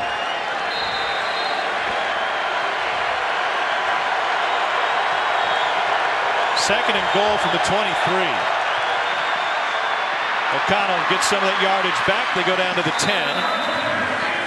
And the completion to Brock Thompson. And these are those throws the defensive coordinator Tim Banks said he wanted to take away, right? Don't give so much cushion. Don't want those easy hitches. So then what's the answer? You take away the hitches, you get burned by the seams. You take away the seams, you get burned by the hitches. That's what I was going to say. Deshaun Rucker, a true freshman, is out there in coverage. It's a give and take, right? It is loud here in Nashville. O'Connell to the O-line for the change. Third and goal. Into the end zone. Caught and dropped. I don't think he finished the catch. They ruled it a touchdown, but Sheffield lost the ball after he went across the back line. Let's see if it stands. Well, this was an absolute dime by O'Connell. See if the catch is finished here. He secures it initially. The ruling on the field is a touchdown. Timeout for an injured player. To me, I think he secures that all the way to the ground. Let's see, still has it. Foot goes out of bounds. It's moving there at the end, but. And this is where the rule book, the intricacies of it will drive a fan mad when you talk about football plays and defining finishing a catch, because it lasts a lot longer than what just a fan or normal viewer would think it should last. Totally, and that's not a diving. It's not an immediate falling to the ground. Like, it's one step, two step that gets out of bounds. He still has control, goes all the way to the ground. Yes, it moves towards the end there. That's just it's a toss-up. He was completely subjective. He was injured on the play, now being helped back to the ruling sideline. on the field of a touchdown is under further review. Announcement that they're looking at it additionally. Sheffield didn't get up initially because he's hurt, and the athletic training staff carrying him off. He's not putting any weight on that right leg. I'm right down here looking at him, Tom. The fact that he was even able to hold on to that football, whether you want to go absolute, whether or not he had possession or not, he's not even to touch that right foot hardly to the ground at all. No, and this is the kind of walk that suggests that they're going straight back to the locker room. And what a huge loss that would be for Purdue, already the depleted wide receiver core. O'Connell looking at that play on the Jumbotron, and by his reaction, he thinks it was incomplete.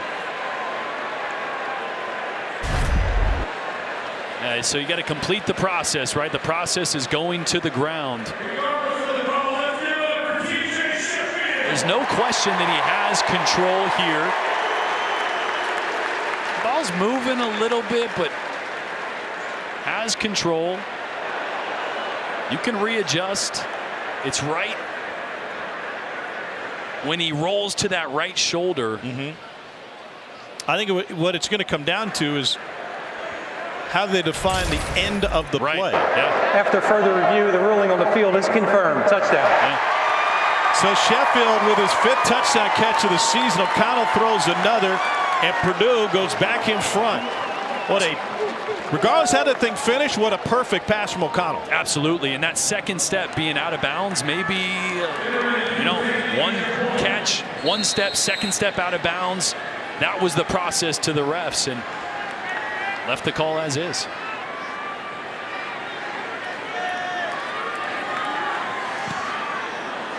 Extra point good. Purdue leads by 2. Aiden O'Connell, the former walk-on, starting at quarterback for Purdue, has thrown for 355 and 3 scores. never die.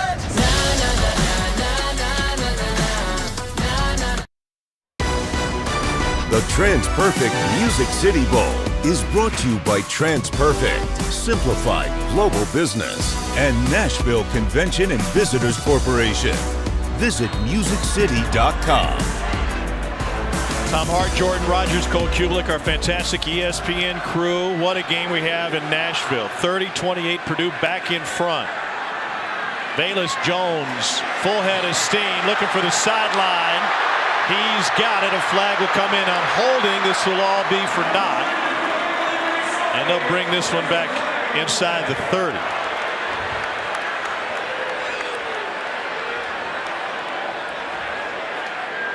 This Tennessee offense scored 21 points in the first quarter, nothing in the second. During a return, holding, receiving team. Half the distance to the goal, penalty, first down. This is one of these holds that looked like in live action it happened behind the play.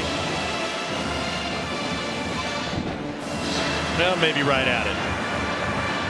17 drawing attention to it. Yeah, great job selling that, too. Yeah, just a thought.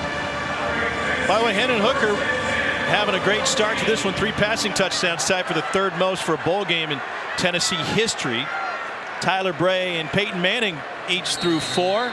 Bray against North Carolina here in this bowl in 2010, and Peyton in the Citrus in 97.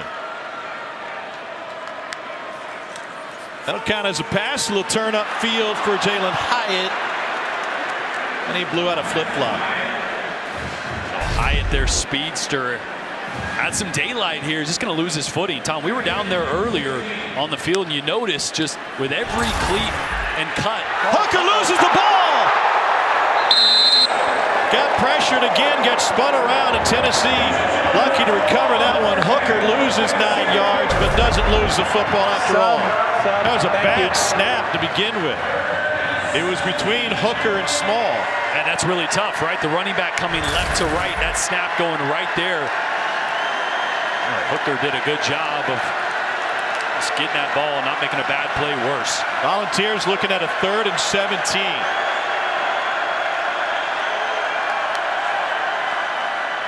Trying to set up the screen, and it's too fast for Bayless Jones.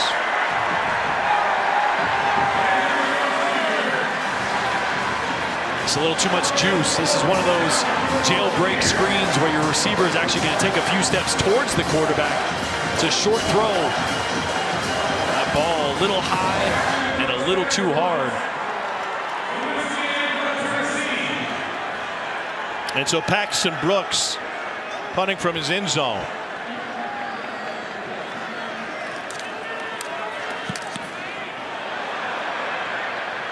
Purdue's going to have fantastic field position. New Year's Day, what an incredible lineup of bowl games we have for you on ESPN and the app. Number 9, Oklahoma State. Number 5, Notre Dame at the PlayStation Fiesta Bowl, 1 Eastern. And we'll be at the Rose on the radio call in Pasadena for number 11, Utah. Number 6, Ohio State in the granddaddy of them all. Rose Bowl game presented by Capital One Venture X. And we cap the day with a high-scoring affair, likely. Number 7, Baylor. Number 8, Ole Miss in the All-State Sugar Bowl. What a season for Lane Kiffin and the Rebels, and finishing it in New Orleans. That should be a fun one. O'Connell has thrown for 355 and 3 touchdowns. Doru keeps his legs churning and ends up picking up 3.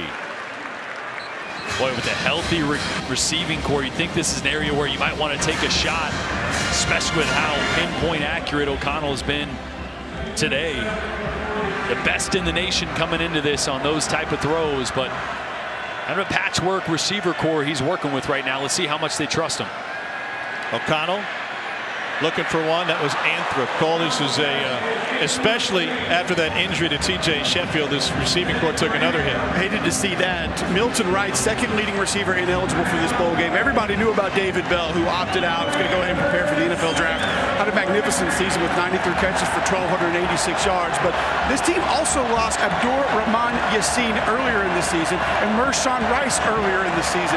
The numbers are critically low at wide receiver for Purdue, especially after losing one in this game. We've got Deion Burks in the game now. Haven't seen much of him. 3rd and 7. Pressure coming. O'Connell stands tall, delivers a strike, but it's dropped. Would have been a first down right into the belly of his tight end, Garrett Miller.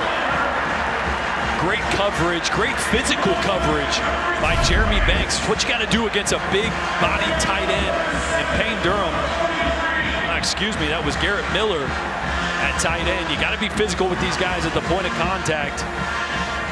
That's one that could go either way. No call there, but a great stop by Tennessee. Banks has been all over the place. He's got a team high 16 tackles in this game.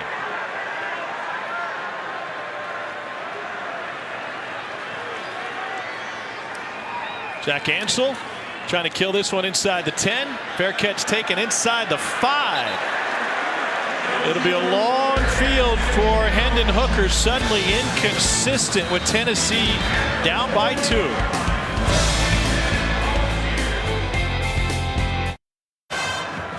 TJ Sheffield's touchdown grab gave Purdue another lead, up 30-28. He's back from the locker room. It doesn't look like he's going to return.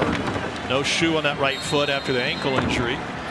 We'll see if there's a change to his status going forward. Tennessee backed up. Long field for Hendon Hooker and company.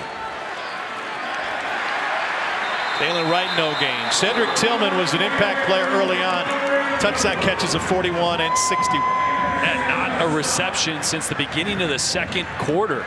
This Tennessee offense has been sputtering a little bit. Got to get number 4 involved. He's your best player on the outside. Manned up in coverage right now. On 2nd and 10, Tennessee's going to run it again. And a gain of 4.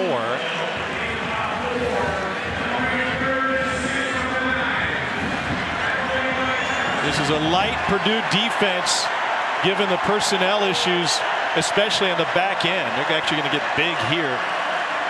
But they have held their own outside of the first quarter, holding the Volunteers to just 1 touchdown since the opening barrage. And coverage on Tillman here. Pressure coming. Hooker. Dropped by Fant. Would have been a first down.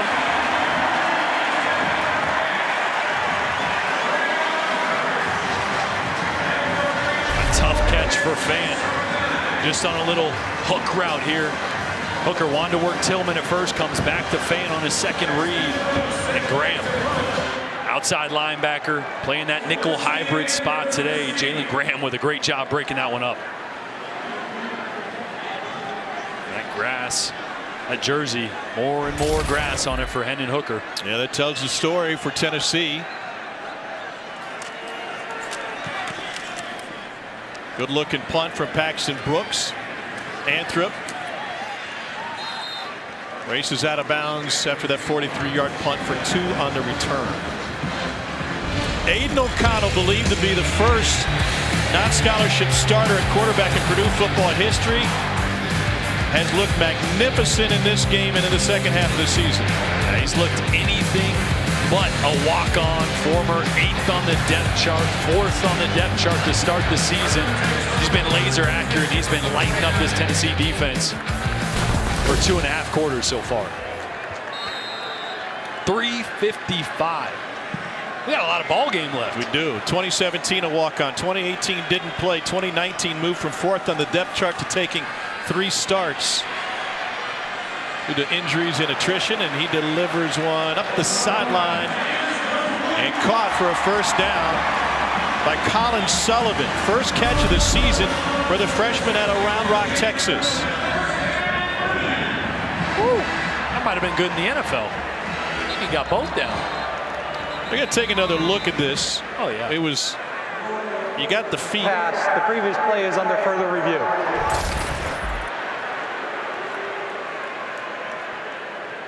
So unlike when you're going forward out of bounds and you toe drag, right, with your toes being the first thing to hit the paint, if your toe is in and your heel steps out, you're out of bounds. But I believe that was his right foot. I think his left foot comes in bounds first here.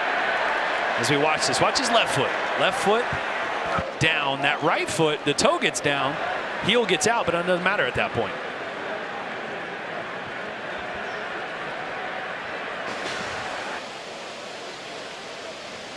This one should be a catch.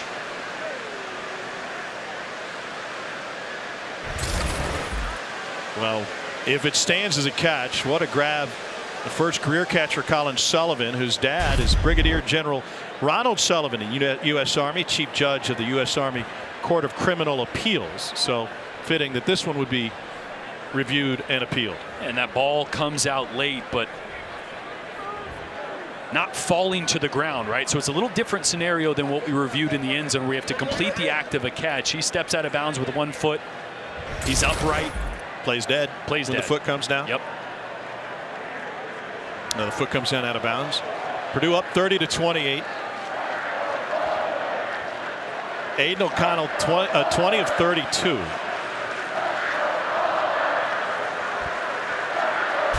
And doing it with a makeshift wide receiving core. You know, on second glance from that angle, did he have full control of it, or was the ball coming down out of the hands with the as he brought foot? his hands down? It's a heck of a play by Haddon either way, by just punching that ball out right at the last second. And Haddon was the same defender on the touchdown catch. Yeah, remember, you don't necessarily have to bring it into your body if you have control, right? So although he's in the act of bringing it into his body, did his right foot step out when he already had control before he brought it to his chest? I think that's what they're going to be looking at. It is closer than what you'd think at first glance. A couple aspects that they'll be looking at, but to me, had firm control immediately with that left foot in. The right foot came in as he was bringing it down. Then it was hit out. We'll see. After further review, it's an incomplete pass. It will be second down at the 49-yard line. The clock is correct, and the start on the snap. See, to me, there's not a process of the catch, right? So firm control there, and then his foot goes out of bounds before. So to me, it's a catch. Yeah, I think what we're looking at is when the right hand started to come off the ball as he brought it towards the belt. Was that an indicator of lack of control? You're allowed to adjust. The ball's allowed to be moving as long as it's in control. So maybe the immediacy of not having control long enough is what they were looking at there. Leaves Purdue the 2nd and 10. Tennessee desperately in need of a stop. Volunteers bring 4. O'Connell intercepted! He threw it right to Tennessee. Wow, what a turn of events, huh? A tight catch, no catch, ruled incomplete. Next play, your quarterback, who's been laser accurate all day and all night. A little late to this one. Byron Young is dropping in the flats. This ball's got to be out so much sooner than it is. I don't think you saw Young dropping. They brought the 4th rusher from the opposite side. Yep, little pressure. So you get zone pressure from the right side. That means the left end will drop off. I think you saw him late, didn't have enough juice and enough space. You see that little hesitation right there allowed Young to get under that outside hitch. Tennessee good field position after the takeaway. Velus Jones shakes a man, bends it back to the inside and takes it down to the 20. Still wasn't down until the very end, rolling over the Purdue players. It's a gain of 30. Oh, you feel the energy, you feel the momentum now for Tennessee. Definite shift. Hooker fakes outside, dips again, and picks up just 2. That leaves 2nd and 8. Tennessee just hasn't put together multiple completions outside of the first quarter, doesn't feel like. No, we haven't seen them with the ability to string multiple tempo plays together, right? Because it's an 8-yard gain, then a negative play, or a 5-yard gain, then an incompletion. Looking for the edge and a physical tackle up around the shoulder pads.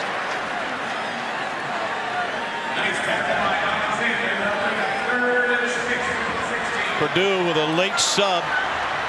Tennessee looking at a 3rd and 7, and it'll be a check with me. Moving 2 receivers to the wide side of the field. That means Cedric Tillman's going to be at the bottom of your screen there. Matched up one-on-one if he wants it. Hooker looking left, steps up. Nice catch by Bayless Jones, and a pass was just a hair wide, but that will leave fourth.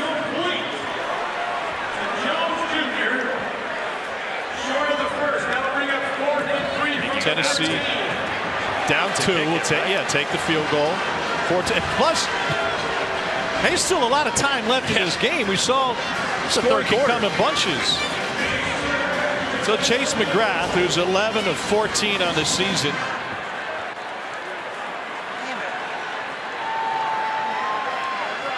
.30-yard attempt.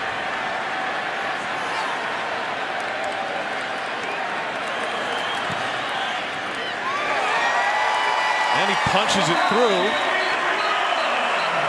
to get Tennessee back in front. You know, it's what we love about bowl season. Coming into this game, Tennessee had a huge advantage with personnel, especially with the tempo they run, the wide receivers, the lack of available players in Purdue's secondary. And here's what we get, a back and forth yo-yo game. I mean, we should have knew this was coming, right? Purdue, all they've done all year is show up in the biggest moments in the biggest game and win those games. So even though they were decimated by injuries, they have showed up. And now Tennessee with a little bit of life here in the second half, really for the first time since the first quarter. 2 top 5 wins this season for Purdue, most in school history since 1960. What's working for Tennessee offensively now that wasn't in the second quarter? I think the run game is starting to get a little bit of traction. Not a ton, and we haven't seen a ton from Cedric Tillman, but that really opens things up. They're one of the best running attacks when they're moving in the country, and that tempo's going with it. So that'll open everything up if they can get that going more consistently. It's been better, still not to the level that Josh Heupel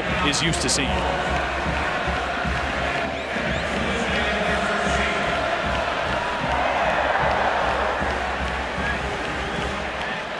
Jackson Anthrop deep for Purdue. Toby Wilson gallops towards it. And no return for the Boilermakers. 31-30 Tennessee with the lead. Fans join us virtually for the College Football Playoff All Access Experience, featuring exclusive content, games, and daily prize drops. Register today at ESPN.com. CFP All Access. I think you should give away a tie. That should be one of the prize drops. A tie, a suit, maybe those fancy shoes you got on. Where do I drop it? Just out the booth right here? Yeah, out the window. Aiden O'Connell has turned into a cult hero of Purdue for a guy who came in not only unheralded but basically unknown. Here's Anthrop. No gain.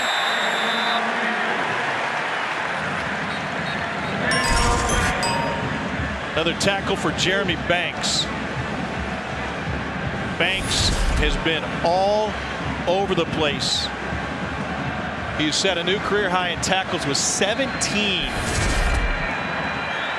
Came into the game with 108, third in the SEC.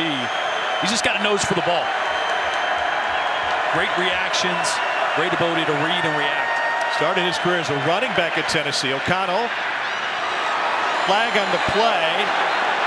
And this will be the 4th defensive pass interference against Tennessee. You see Brock Thompson, every play, he's got enough to get downfield. He barely has enough strength in those legs that didn't get off the field. And just then he said, I'm staying in, and he waved the second stringer out. That's at least the second time I've seen him do that. Get up a little bit hobbled. And again, I don't know. I mean,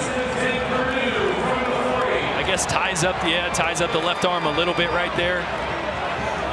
It was interesting after the play, Preston Terrell had entered, tried to get Thompson out, and he said, no, you go back to the sideline, I'm staying in. 10th flag against Tennessee. It's cost them 92 yards. O'Connell looking for the wheel route, checks it down. Chance to run, and plenty of room for Dylan Downing. Gain of 21 yards for Downing. Really smart decision there by Aiden O'Connell. Wanted the wheel route downfield to Horvath. Decided to check it down instead.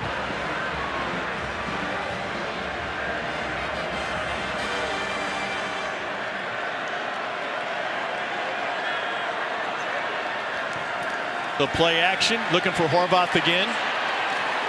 And incomplete. Big hit from Trayvon Flowers on Garrett Miller.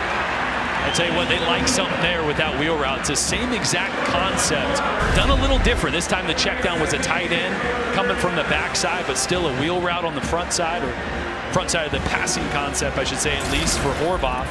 And are they looking for the wheel or for the matchup with the linebacker? They're looking for the wheel because Jeremy Banks is scraping with those running backs out of the backfield. You mentioned he's been all over the place, but he's probably a little worn out as well. They're trying to capitalize on that, but he's been in coverage each time.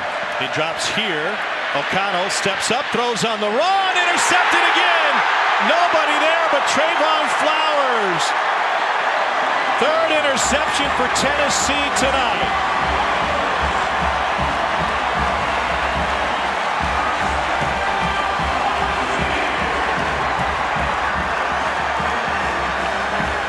That's the poor decision here.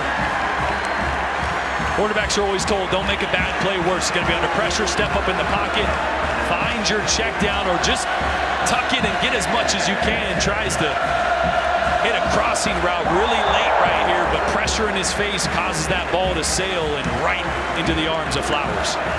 Only 5 interceptions on the season for Tennessee coming into this game. 3 of them against the most accurate passer in the Big Ten. Through less than 3 quarters in this one.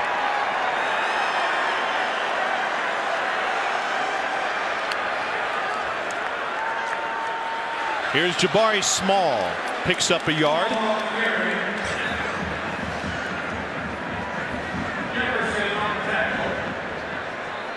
Lawrence Jefferson is not getting up, and Small is late to get to his feet. Remember, this Purdue defensive line already a couple men short. Karlaftis opted out of this game. Branson Dean, health and safety protocols, got that result last night. And now Lawrence Johnson, junior from Fort Wayne, Indiana, getting looked at by the athletic training staff. And Tennessee really thin at running back as well, with Jabari Small limping off there. Jalen Wright, the freshman who's been banged up most of the year, has played a little bit this game, but gets pretty thin after that.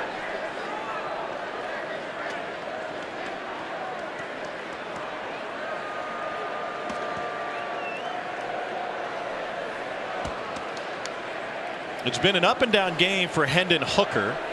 253 yards and 3 touchdowns.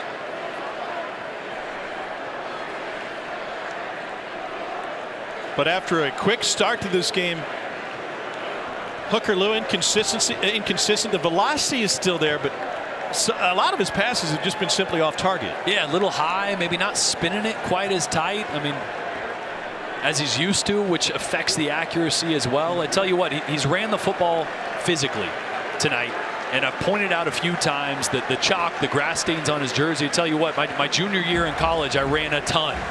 And there'd be certain drives where you just take a hit on the shoulder, and it's not that it was incapacitated, but it's just, you know, almost not a funny bone film, but a little dead. Yeah. Right? And it just didn't quite have the reaction that you're used to, and it'd take a drive to kind of shake it off. So, not saying that's necessarily what's happening, but by the looks of his jersey, wouldn't be surprised if that was part of the issue. Hooker was a starter at Virginia Tech, got off to a great start there, 6-0, which is the 3rd longest streak since Michael Vick. Didn't know if he'd keep playing football, though. After irregularities were discovered during a COVID screening, he had to go through a heart scope before the 20 season. Made his impact on the Tennessee program this year, and he completes the first down on the perimeter to Javonte Payton. There's a really confident throw on that one. Spun the ball, it was accurate.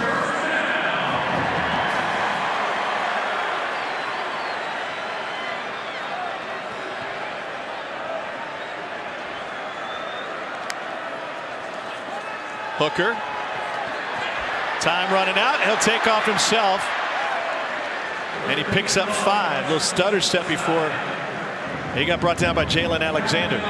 Credit to these Purdue corners. Jamari Brown has been matched up on Cedric Tillman most of the night here at the bottom of your screen. He's been physical, making it tough on these receivers on the outside. It should be noted that Jamari Brown was questionable to even play in this game. He's been dealing with some health issues. Gave it a go early and is good. 3rd and 1 now. Purdue trying to get set.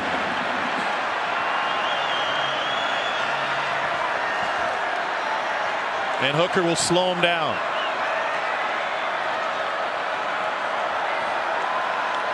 Plenty of time on the play clock. Hooker hands it off. They got a 1st down run. It's Jalen Wright. Small still hasn't returned after taking that shot earlier in the drive.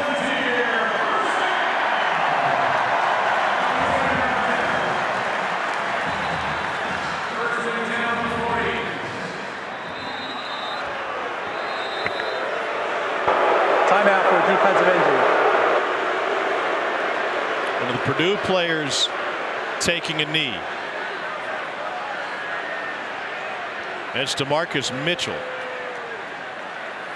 We're not quite done. Coming up later tonight, 10:30 Eastern, 7:30 Pacific, right here on ESPN and the app. We'll cap our full quadruple header when Wisconsin battles our old friend Herm Edwards in Arizona State in the SRS Distribution Las Vegas Bowl. Wisconsin coming in with the nation's top total defense and #1 rushing defense in the country, allowing only 65 yards a game.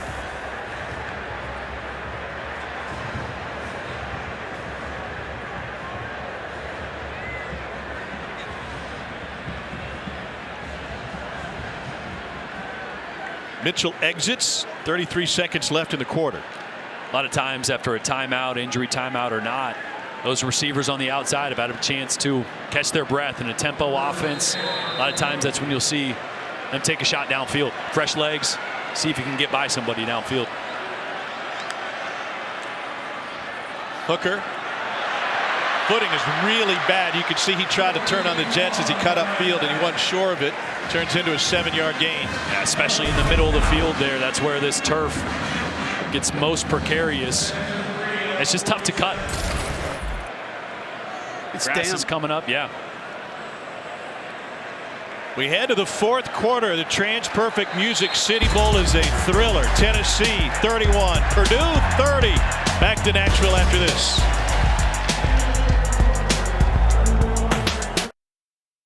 Fall in Nashville at the Trans-Perfect Music City Bowl, and this game has been just about perfect if you like offense and back and forth leads. Tennessee up 31-30. Hendon Hooker trying to reclaim the consistency, got him off to a great start, and Tennessee moved.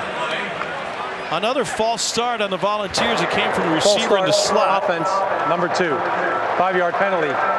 2nd down. As a running back, Jabari Small got those Roadrunner feet going a little early.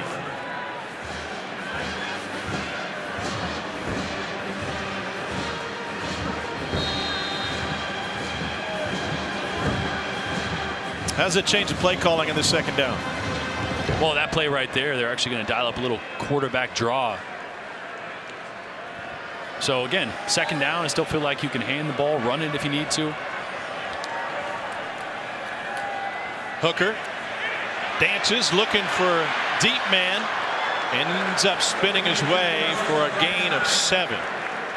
They're looking to get it to Tillman, but he was well covered. Yeah, a little RPO there, right? So you got to throw it if you're going to ride it and pull it out. You got to let that ball go. You didn't make the right decision there when you're not throwing it. You only have one route there. Tuck it, run, get as much as you can. This is going to leave the extra push at the line. It will be a Tennessee 1st down. The extra effort, the footing has been a little slippery out there, Cole. Let's just give you guys an idea. It almost feels like there's just like a little layer of dew that has set in over on the grass. So I just got a little paper towel here, but just kind of, you know, if you were to get some weight down on there, and then you just see right away. That's great absorbency. You are the quicker picker-upper. It's not necessarily the quicker picker-upper, but it gives you an idea just sort of how wet that grass is there, just putting your hand down real quick. Can you picture Cole in a flannel jacket and getting real The mustache. brawny? Yeah. Hooker fell. There it is, a bad footing, but he still completes it to the outside, and a Tennessee 1st down. The plant foot just came out. Yeah, steps to throw here, and it comes right out from under him. Yeah, look at that. Wow. Not sure how he was able to still throw that ball accurately. Tennessee was trying to go tempo. Lawrence Johnson laid down, and that'll stop the Tennessee offense from getting back on the line. Johnson has been down a couple of times. This will be, after this, the 10th play of the drive. This is one of those things that if your team goes down with an apparent injury, you go, yeah, my guy's hurt. If the other team does it, you go, wow, you throw up your arms. They're stalling. What is the answer to this? Well, let's take a look at Johnson getting injured on this. He points at the sideline, number 90 right in the middle of the screen. Oh, yeah. See, so what's the answer, in your opinion, to cleaning this up out of the college game? Well, it's a precarious situation, right? Because you always want to give injuries and players the benefit of the doubt. You want to protect the safety of the players. But honestly, the way you do that is go, okay, I don't care if it's a real injury, fake injury, whatever. If you go out, you cannot come back in for this drive. Yeah, for the entire series. Yes. I'm with you. Now, it doesn't fix it, right? Because you're always going to have someone that's going to, okay, well, I'll stop them and I'll go sit out. Well, the question is, what's the cost of doing business? You're willing to take one of your key players out for the remainder of a drive that's important enough to take a knee. But those ones right there, man, I would love to think that you could, I don't know, you could review that. I mean, he's walking fine. He looks to the sideline. He drops down. I mean, you'd love to have more than just a he's got to be out kind of penalty if you know for sure. But then again, do you ever really know for sure?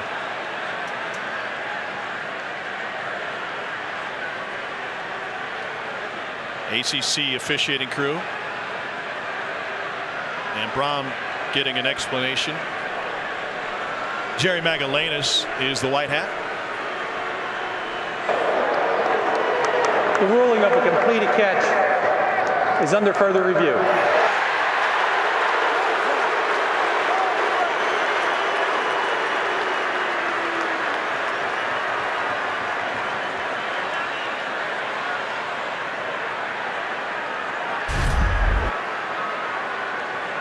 Ball ends up being just a little low because Hendon Hooker loses his footing. Well, at first glance right there, feels like it hit the ground, and that assisted Javonte Payton's ability to control it. If the hand is under it or there's control of it and then it hits the ground, it can happen. It's allowed to touch the turf as long as there's control, but that one sure felt like it hit the ground and the hand almost simultaneously. Let's get another look at it here. Was the right hand underneath the nose of the ball? That's tough to tell from that angle, right? I mean, it very well could be. And that's the determining factor. It was ruled a catch on the field. Must be indisputable video evidence to overturn. I think the hand is behind the ball, not under it on that view. Right, but it was ruled a catch on the field, right? I think that's your best look at it right there.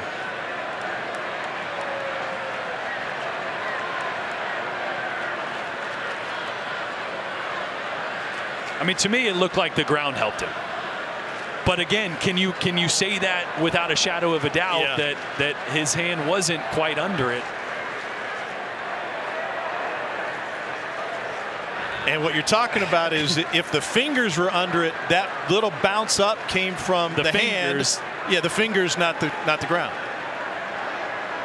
You know what? I think I'm just going to opt out of these. I haven't, my track record today. I've been disagreeing with the refs, so I don't want to lean you guys in one direction or not. This is another. We've had a lot of kind of 50-50s. These are all subjective calls. They're not clear cut. There's not a great look at this. So wouldn't that mean that the call would stand? Because that would sound indisputable to me. Here's Magallanes. After further review, the pass hit the ground before the receiver had protection. Incomplete pass.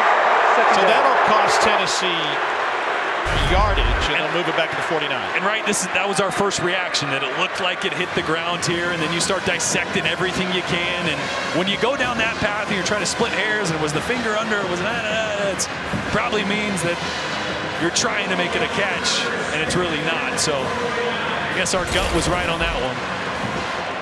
but they haven't been easy calls on these catch, no catch, and we've had about 3 of them. Well, and this has been a long time between plays, between the injury to Johnson and the review. 2nd and 10. That's caught by Velus Jones Jr., and he picks up 6. Early in the 4th quarter, Tennessee holding on to a 31-30 lead. This will be the 10th play of the drive. Remember, talked about this earlier. This is where Alex Goller said, it's about the time you got to finish the drive when the O-line has been out there for so long. Nobody deep for Purdue. Here comes pressure. Hooker, pocket holds, delivers a strike for a 1st down, and it's Tillman who has reappeared for a gain of 10.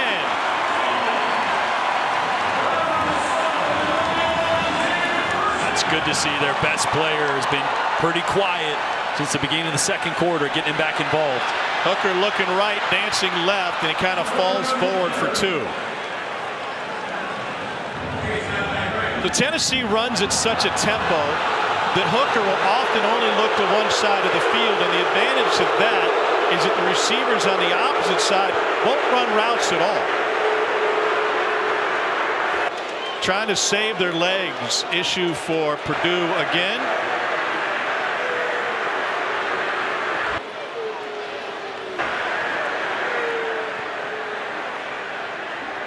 Trying to work out a cramp on the right calf. You mentioned it, a lot of half-field reads for Tennessee. A lot of times the backside guys won't run routes, but Hendon Hooker is taught, okay, my read is going to take me to this side of the field, so I'm only going to read this side of the field, but watch this right here. This is what you see upstairs. You see him late walking off the ball. He's not getting upfield. He goes late. It gives those guys a rest, right? Yeah. Instead of running downfield like in my arrow, instead of going on a deep route, just to go on a deep route, he's reading the right side. Just get a little break. I don't want to make this old school versus new school, but there are people who watch that and say, why are you running a route? What do you go out there? But it's by design to keep legs fresh. And here's the thought process, right? We don't want to have to run. We don't want to run 60 plays that we're trying to be perfect, that everybody's involved and you have an answer for everything. We're trying to run 80 and 85 plays that, you know what? 10 of them, 15 of them, you might beat us on that. But we're going to run so many more plays that we're going to still have those opportunities. Tennessee averages 74 74 plays a game. With a good chunk of the 4th left, they've already run 68 in this one.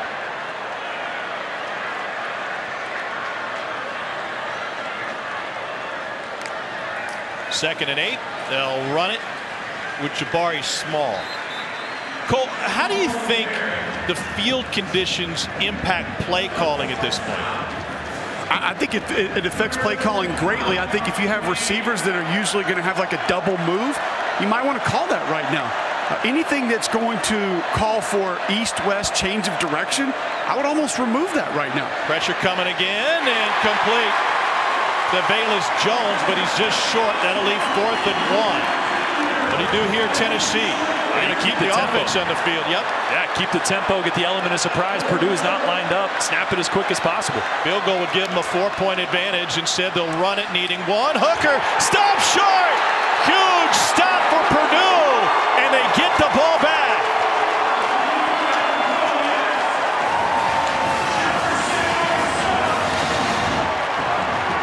This undermanned Purdue defense coming up with play after play.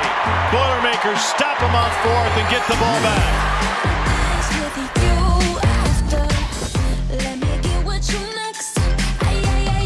After a long drive, Tennessee turns it over on downs. Yeah. Chris Jefferson comes up and just shot out of a cannon, playing at the line of scrimmage from the 2nd level. Tennessee has now had 2 drives of 10 plays or more, and they haven't scored points in either one. Both times turned it over on downs. Forward lead changes in this one. Purdue looking to reclaim it. They'll start on the ground with Doru, and he bounces to the outside and takes it past the 30. It's been an up and down game for Aiden O'Connell. He's the first Boilermaker to throw 3 passing touchdowns and 3 picks in a bowl game since Drew Brees in 1998 at the Alamo Bowl. And now a Tennessee player is down. This is Kamal Haddon, who has one of UT's 3 picks tonight. Purdue will be looking at a 2nd and 4 after this.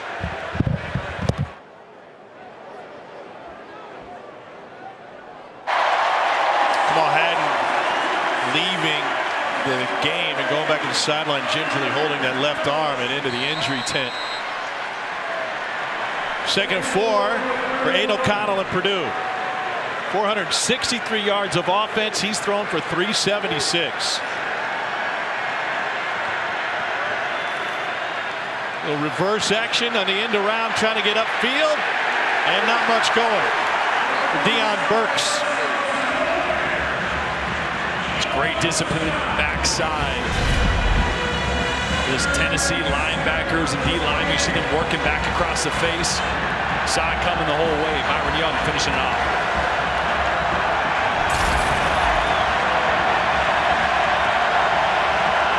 Third and 7. Sold out crowd at Nissan Stadium. Pressure coming from Tennessee. Delivered on time. First down for Brock Thompson, who picks up 9. It's a mesh concept. You got crossers, 2 coming from the right side, 1 coming from the left. Getting some traffic in the way. But man, every time Brock Thompson catches the football, he's in pain getting up. But he's made some huge plays tonight for Purdue. Cole, what do you think of Purdue's O-line tonight? They've been fantastic. You think about the fact that you've swapped your right tackle, Eric Miller, over to the left side, and you've still been able to hold up as well as you have. Pretty impressive. Abe O'Connell time on that blitz pickup. And now Doru muscles his way for a gain of 6. Cam Craig has filled in a little bit at tackle. Mamain Musa has filled in a little bit. Played 3 tackles in this game. And Tennessee has not been able to consistently affect Aiden O'Connell in the pocket.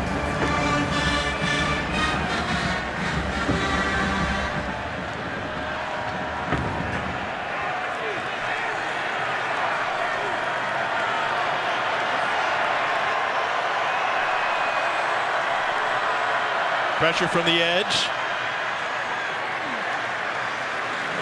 A gain of only 1 that time.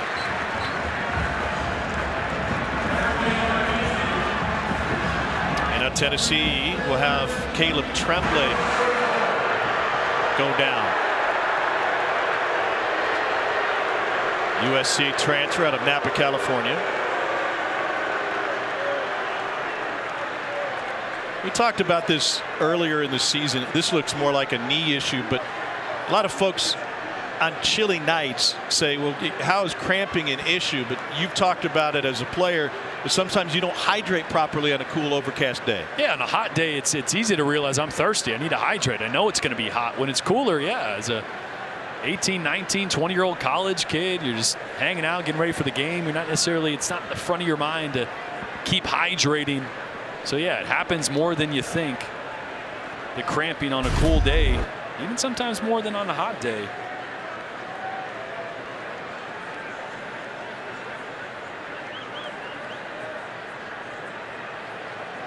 It's not a crazy left knee. A little rolled up there.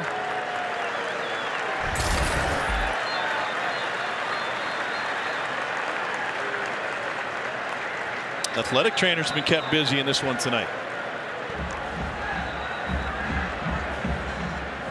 It's a refreshing game in many ways. You think about the big picture of the bowl season up until this point. 2 teams that want to be here with players that want to be here that are battling for the last win of the season. And both teams without key parts of their offense, defense. Both teams missing guys, and both teams showed up and said, no, we want to play some football. We're getting a hell of a game because of it. Purdue 4 of 11 on 3rd down.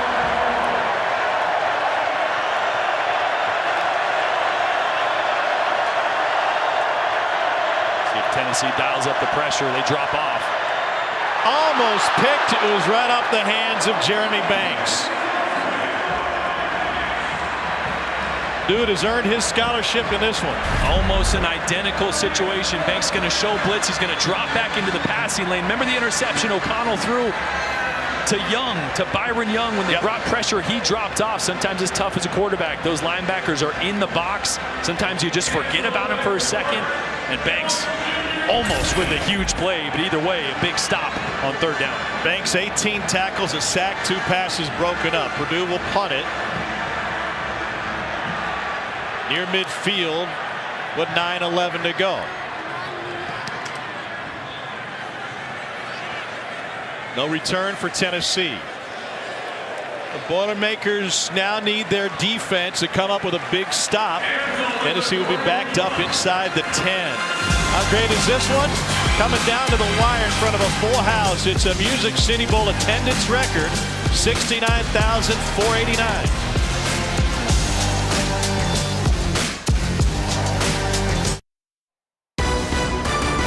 The TransPerfect Music City Bowl is brought to you by TransPerfect, Simplified Global Business, and Gaylord Opryland Resort. Welcome to more. Well, what a wild one at West Lafayette when Purdue knocked off third-ranked Michigan State. Aiden O'Connell matched his career high with 3 touchdown passes, including one on a flea flicker screen to Jackson Anthrop. Whole season continues. Blitnikoff Award winner Jordan Addison, number 12 Pitt, number 10 Michigan State. The 53rd annual Chick-fil-A Peach Bowl. Our coverage starts at 7 Eastern. Pickup of 6 from Hooker. Second down now. No-brainer for Purdue to punt it with 9 minutes left, down by 1. Yeah, I think so. I mean Tennessee had a huge first half, and they've made some big plays, but they haven't been super consistent. So you're betting on your defense to be able to come up with a stop. Hooker pulls it back. Now we'll try to take off, and they get him by a shoelace. A game of only 1. Again, a tall task because Tennessee's just got so many ways that they can hurt you. The run game's starting to get going. Hooker's ability to extend plays. Not a big gain there, but a play that could have been a sack to then at least a positive play. Here's Jabari Small. Woo. Nice. Picks up 6. I saw him go out of the game earlier a little banged up. He looks good. So a pop at the end of that run. Talking to Lance Golish about substitution patterns. And another Boilermaker will stop the clock. And he said, with our running backs, I got to play everybody. I got to play them as often as possible, but I don't want to make a substitution during a drive. So you start a drive, I want you to finish it, and it will make a move and get you out the following drive. Yeah, don't want to allow the defense to sub, but with all these injuries, cramps, whatever you want to call them. I did think it was interesting, though, that he said in an ideal situation, game going the way that they wanted to, he does like to sub a running back every other drive. Yeah. It's Jalen Alexander, pardon me, who's coming off. In this scenario, I don't want my best defender coming off the field for a 3rd and 2. No, but he has come off a few times. Yes. He's been grabbing that groin. I think it's a groin injury. That's multiple times. This is not a stall. This is not a cramp. He's fighting through an injury right now, trying to play his last game. Keep in mind, he missed spring with hip surgery as well. Yeah. And a labrum issue. 3rd down 2.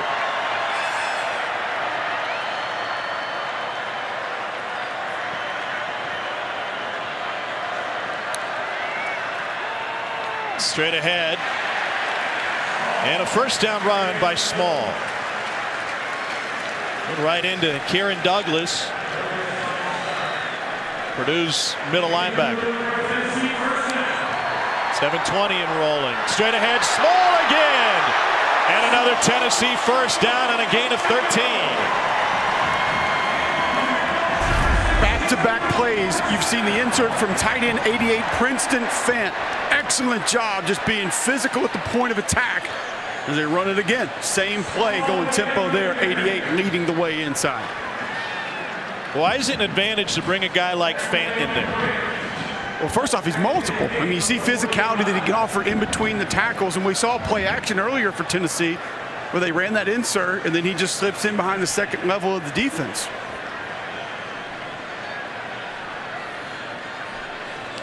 2nd and 8.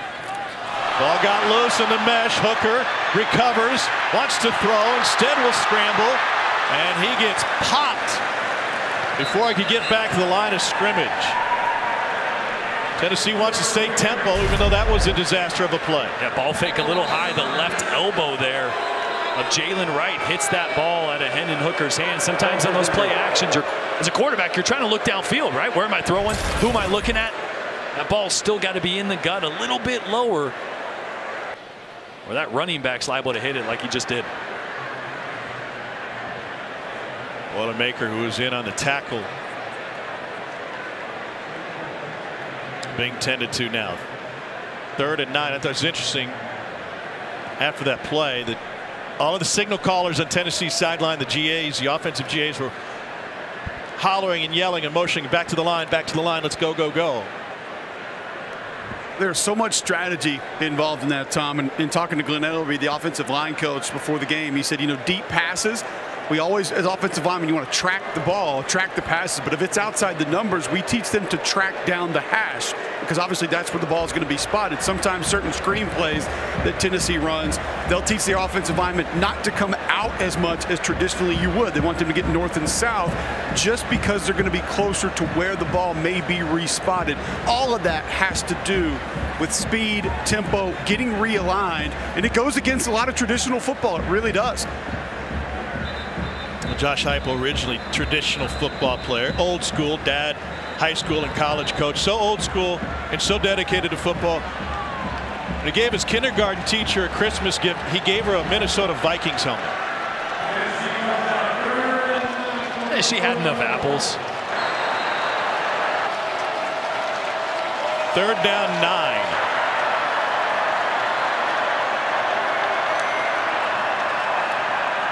Hooker lobs it down the middle of the field, incomplete. Trying to find Jalen Hyatt.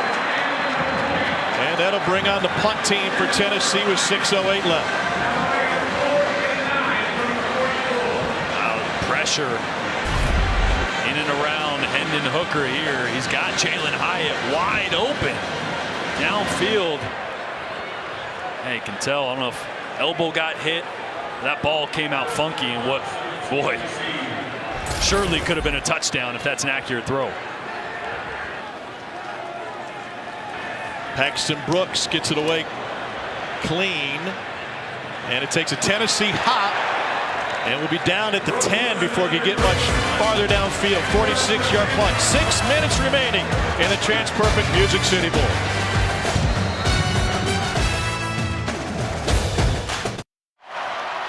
That's Blitnikoff Award winner Jordan Addison getting loose and ready. Pitt rocking the gold helmets tonight, and FBS leader with 17 touchdowns. Getting ready for Pitt and Michigan State, the 53rd annual Chick-fil-A Peach Bowl. Kickoff now at 7:10 Eastern from Atlanta. 6 minutes left in the TransPerfect Music City Bowl. Board lead changes in this one. Purdue down 1. And all 3 timeouts remain for the Boilermakers. Sold out crowd. Aiden O'Connell incomplete. And there's a flag. That is the 5th defensive pass interference penalty against Tennessee, the 3rd this quarter.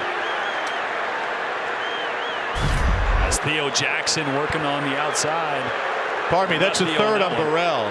Yeah, Burrell. Theo there coming into the screen Pass late. interference defense. Spot foul. First down. Pass first offense Four. has Aiden O'Connell seeking to become the 3rd Purdue player in the last 25 seasons to throw for over 400 in a bowl game. He's at 385 now. Curtis Painter did it against Central Michigan in 07. Kyle Orton against Washington State in the Sun Bowl in 2001.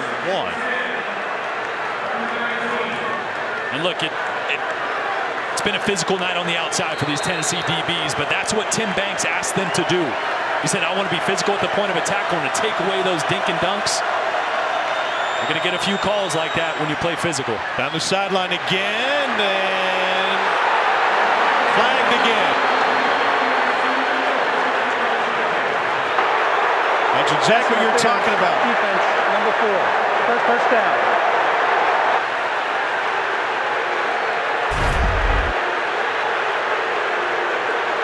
He's in phase here. Boy, I don't agree with that one.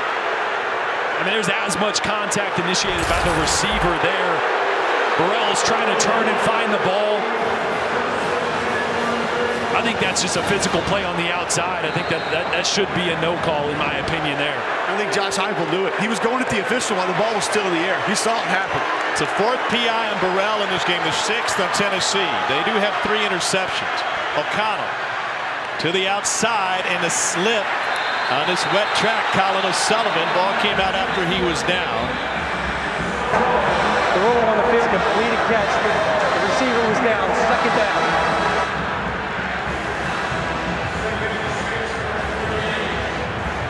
Second and 6 for Aiden O'Connell at Purdue.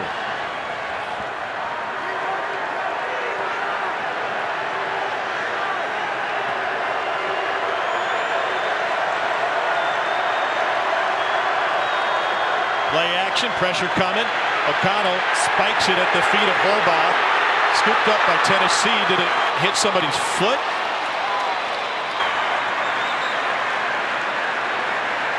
I don't know why that wasn't whistled dead. The ruling on the field, the quarterback threw the ball forward. Number 40 was in the area. Incomplete pass, third down. It seemed kind of obvious on that one. Aaron Beasley, number 24 here, is going to be on a green dog. Just a little delayed pressure. It's going to force the hand of O'Connell. 5 minutes, 12 seconds. 5-1-2. Thank you. Incomplete all the way. Third down.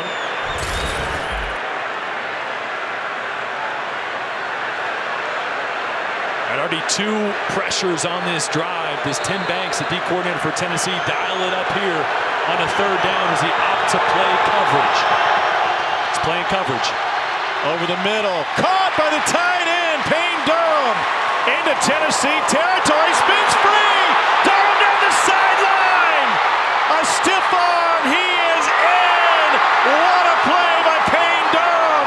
It goes for 62, and Purdue is back in front. Are you kidding me?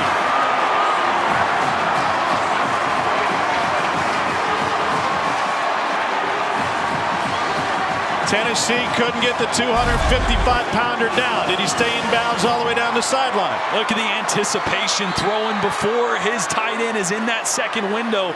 And here, this is just a lapse of concentration by Tennessee. Not finishing the play there.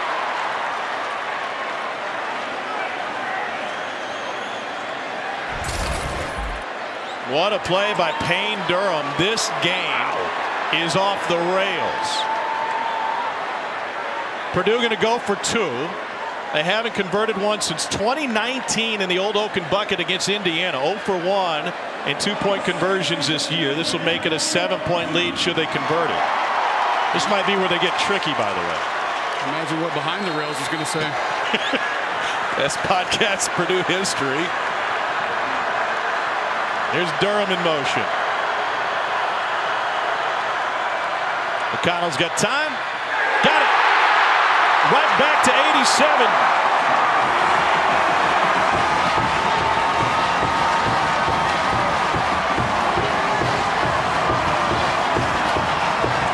Aiden O'Connell is thrown for 451 yards, second most in Purdue Bowl history. He has given the Boilermakers a 7-point lead with under 5 to play. Well, we talked about the seam routes, right? This is a seam bender here by the tight end. And just nobody rerouting, nobody getting hands on the tight end, playing zone coverage. O'Connell, accurate, and Payne Durham rumbles, bumbles, and stumbles in the end zone.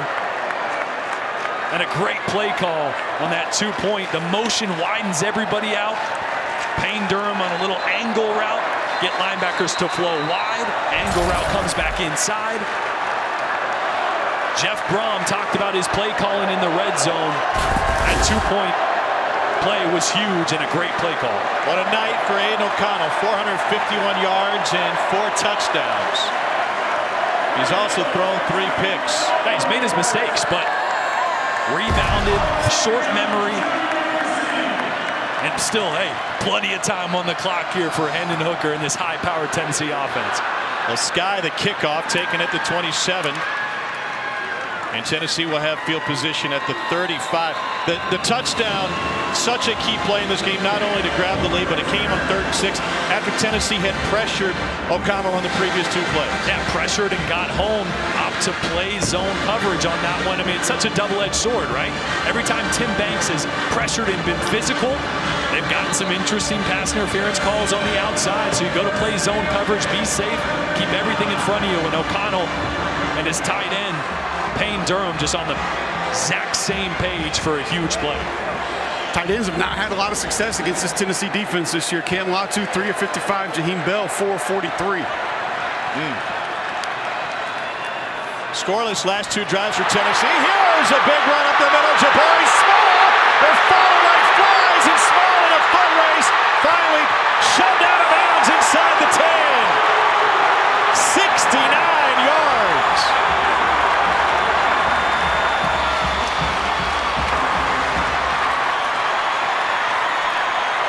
The bachelorette parties on Lower Broadway aren't having this much fun tonight. It ain't closing time yet. Broadway's open late, baby. Back to the ground game. It's Hooker. And that'll set up 2nd and goal.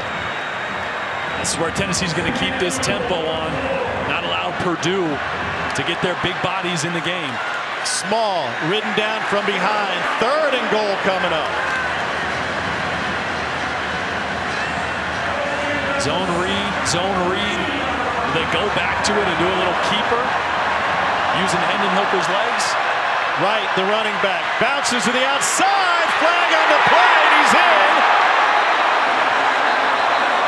If the play stands, Tennessee an extra point away from a tie, but this one looks like it's coming back. Offense, number 76. 10-yard penalty, 3rd down.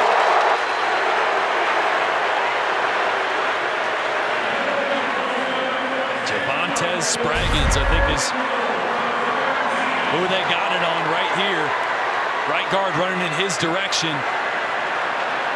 And just ducks his head at the initiation of contact and hooks him with that right arm. So not only did you take 7 off the board, but now you're 3rd and goal from the 13, 14.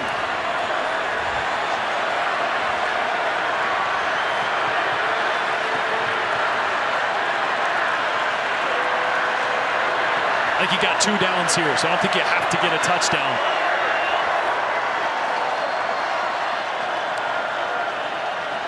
Hooker hit as he throws. Incomplete. And that'll bring up 4th and goal.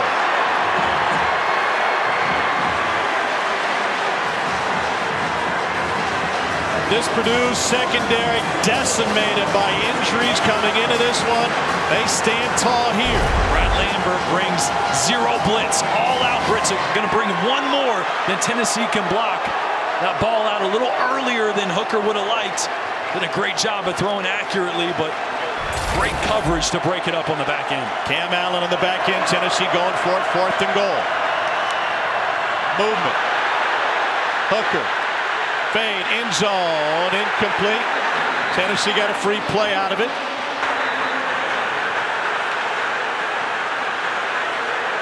Little contact on the outside. The ref's giving the signal. Yeah, we got 2 flags down. Great point. Uncatchable, though. That one ref down the sideline was saying that ball was too high. Definitely an offsides. Let's see what they say about the pass interference. There are 2 fouls on the play, 1 by each team. Offside defense number 15. Illegal motion offense number 20. Penalties were all set. 4th down. So the replay 4th down. I love the thought process, right? You get a free play, throw it up to your jump ball guy. A little contact, but that was uncatchable per the ref there. Offsetting penalties. We do it again. Cover 0. No safeties deep. They're going to bring pressure, or will they drop off? These guys in here are either going to come or they're going to bounce out and try to stop short throws. Both teams checking. They bring it. Hooker, 1-on-1 coverage. Caught! Touchdown, Tennessee! Cedric Tillman with his third touchdown catch of the game.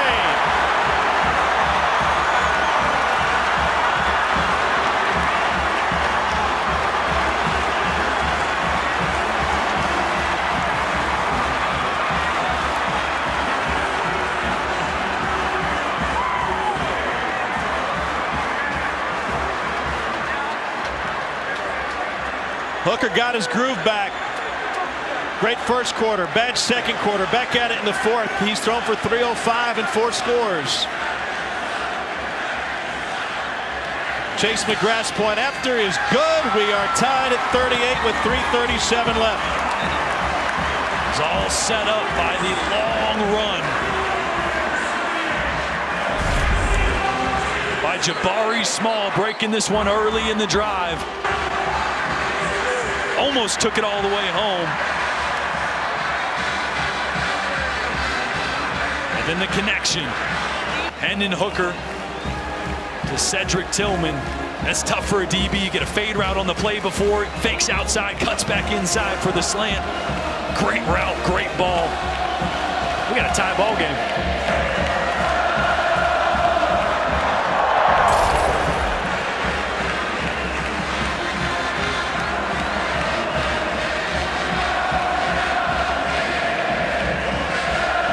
Largest crowd in the history of this bowl game, and likely the loudest.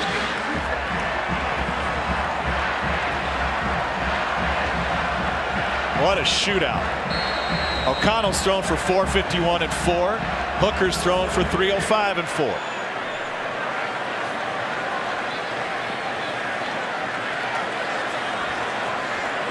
Jackson Anthrop to return for Purdue. His final game as a Boilermaker, 6th season.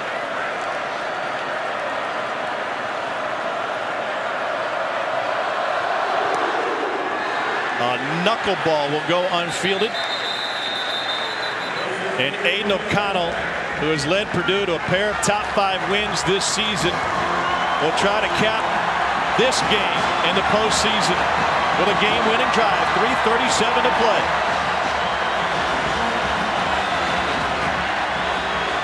You see the 3 interceptions today. Those have all really come on second reactions, right? Hanging on a read a little bit too long, getting to another one, stepping up in the pocket, throwing late, over the middle and high. If the first or second read isn't there, protect the football.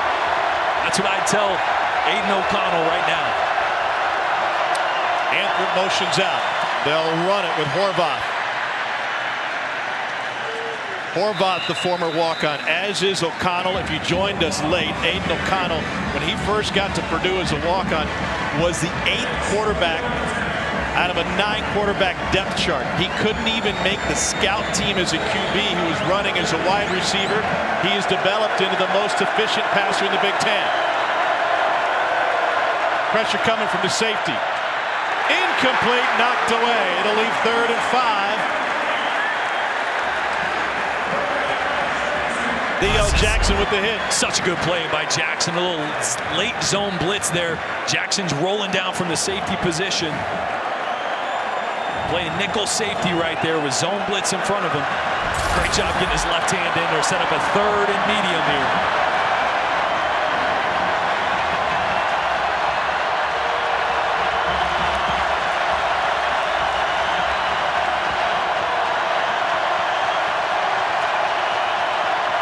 Low snap. O'Connell fires sideline. Caught! It's Brock Thompson again, and he will rumble all the way down to the sideline for a 70-yard touchdown. Brock Thompson may not be able to walk, but he can run. Multiple knee surgeries coming after the season. He's got 217 yards and 2 touchdowns tonight.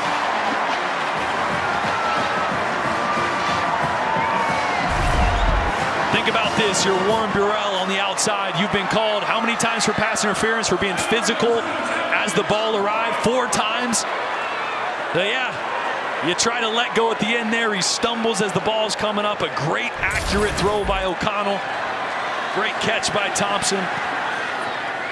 Finneran puts it through. It's Purdue back in front, 45-38. Aiden O'Connell is second only to Curtis Painter in the Little Caesars Bowl in 07 in passing yards for a Purdue quarterback in a bowl game. Tom Hart, Jordan Rogers, Coach Hugh looked down on the sideline. I don't know if you can say enough about Aiden O'Connell, his career, where he is, and how he's played in this game tonight. Yeah, the path to get to this point, to get his team to this point, but even more so the adversity that he's faced in game.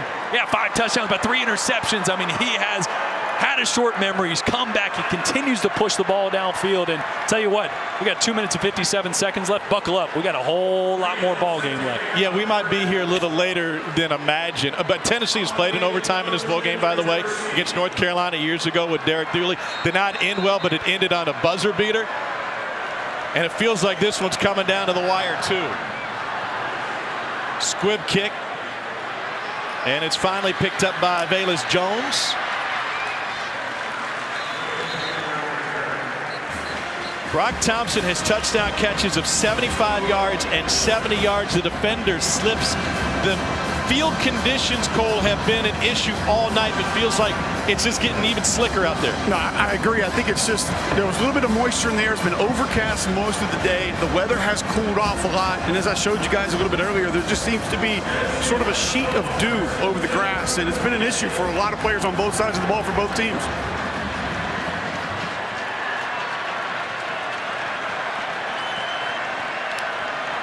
First and 10, Tennessee. Here's Jabari Small. You know, when we met with Jeff Brom yesterday, we asked him about his famous, infamous, however you want to view it, XFL interview he did tail end of his career, and he delivered a great line.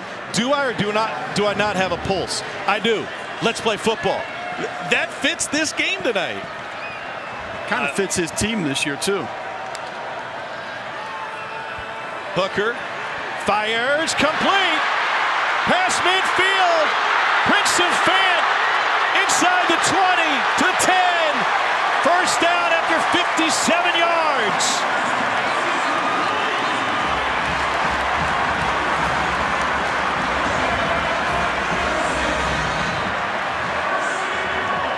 This game's drunk right now, Tom. It's more drunk than a bachelorette party down in front of the stage at Honky Tonk Central. I don't know what's going on. Here's Jabari Small. What is happening? I have no idea. Hooker's thrown for 363 in this one.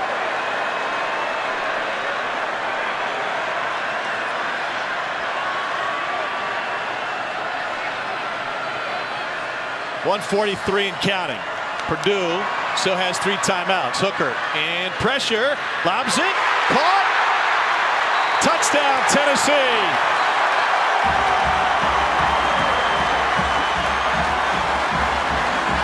Jalen Hyatt, just his second catch of the second touchdown of the season. I love this throw by Hendon Hooker because normally you want to put a little air on this, put it to the corner of the end zone. Jalen Hyatt wins immediately, so he throws with less arc on that ball to get the ball there quicker so the defender doesn't have time to recover with a guy in his face. When we finish here, if we finish the Chick-fil-A Peach Bowl, Michigan State and Pitt waiting. Just 122 needed to cover the 72 yards. Chick-fil-A Peach Bowl now on ESPN2. Extra point is good. We're tied at 45. And we still have 1:35 and 6 timeouts.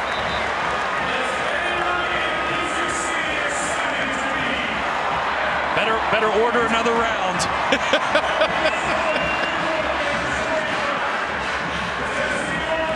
Let's check out our college football look ahead, brought to you by Dollar General. Pitt and Michigan State Chick-fil-A Peach Bowl airing right now on ESPN2, and then everything else. If any of those can have this level of entertainment, we're going to break viewing records throughout the postseason. This is. If you tune in late, it's fine because the fourth quarter has been a game unto itself. Look at this catch and run from Peyton Durham. Big play after big play started with Peyton Durham. rumbling, bumbling down the sideline. Great play call and design on the two-point conversion to go up 7 points. And Tennessee goes, well, you know what? We got a guy that's pretty good too, Cedric Tillman. We'll just hit him for a touchdown. And so Purdue answered. It's just stupid. 70 yards for Brock Thompson. It's a video game right now. It's a video game. You used to play Madden on like rookie mode and everything would be a touchdown. This is not all pro right now. This is rookie mode. Jalen Hyatt with a touchdown catch. We've had plenty of offense, over 1,200 yards, 6:18 for Tennessee, 6:17 for Purdue. And there are people that will tell you we have too many bowl games. I don't listen to those people. We do have an injured player, though, for Tennessee, and it's offensive lineman Ollie Lane. Cole, you mentioned that Tennessee does something really interesting with its offensive line when it comes to extra points. What's the design for Josh Heupel? Yeah, extra point field goal. All of the starting offensive linemen for Tennessee come out, and all the reserves come in. So that's just not normal. It's not something that a lot of teams do.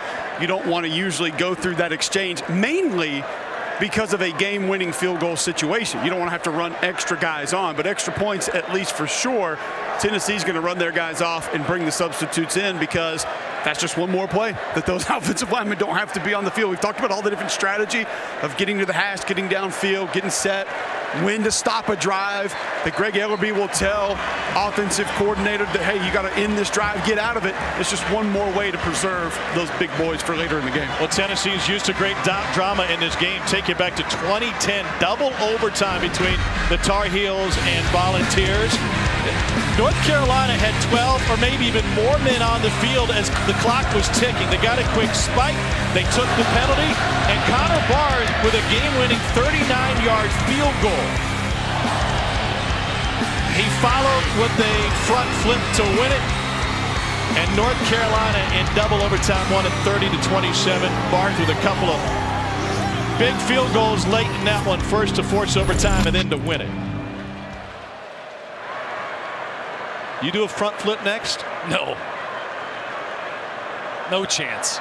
90 combined points, most in Music City Bowl history, surpassing the 87 in the 2000 game between West Virginia and Ole Miss.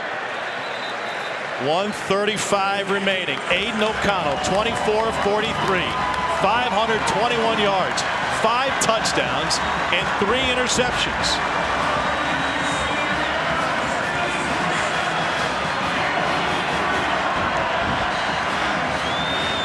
His mom, Kathy, was involved in a serious car accident earlier this season. She went in for a major surgery the Friday before the Ohio State game.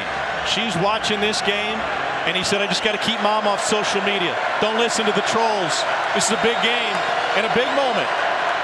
We've had 4 touchdowns the last 3:23.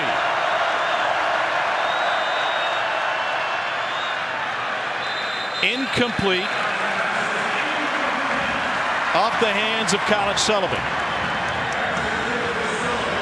And this is where I'm sure in the break Jeff Brom told his quarterback, don't press. All right, we've got 3 timeouts, minute 30. We want to end this with the ball. End it with the kick, whether that's an extra point, whether that's a field goal. Don't force the ball into double coverage or a situation. Play within the offense. O'Connell gets rid of it to the tight end, Payne Durham. He's taken down after a pickup of 6. Great example there, right? You got seams going intermediate. Defense gets a little soft. Just check it down. Get yourself in a better 3rd down situation.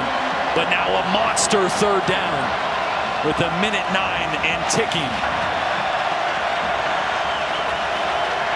3rd down 4. 1 minute to play. O'Connell incomplete. Trying to lead Sullivan. 4th and 4. And Purdue will punt it away with 56 seconds remaining. Now a little late pressure here by Tennessee. I don't think it even would have had a chance to get there with the ball coming out quick. Just read that slant the entire way. Pressure speeds up O'Connell just a little bit.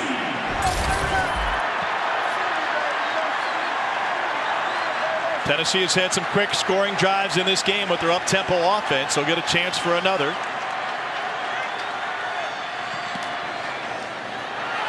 Knuckleball. Velus Jones lets it drop and now grabs it. Nothing but black jerseys in front of him. And he gets horse-collared at the 25. That will give Tennessee some more yardage after he lost 8 on the return. Last second instructions for Hendon Hooker with Tennessee and Purdue tied at 45.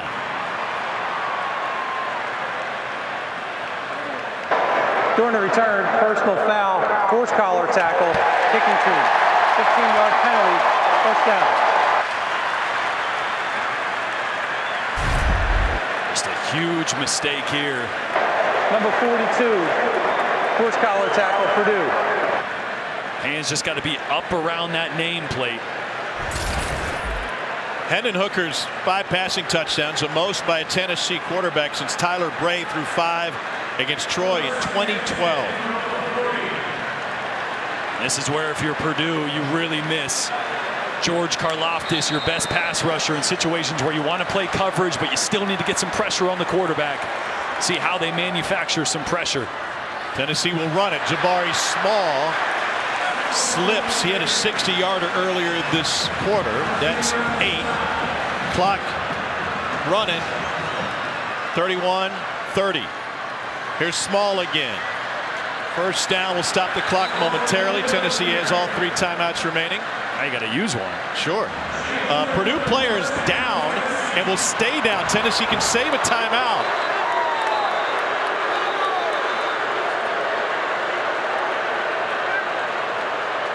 It's Jalen Alexander playing in his final game as a Boilermaker. Headed off to the NFL. He's been battling a groin injury all night.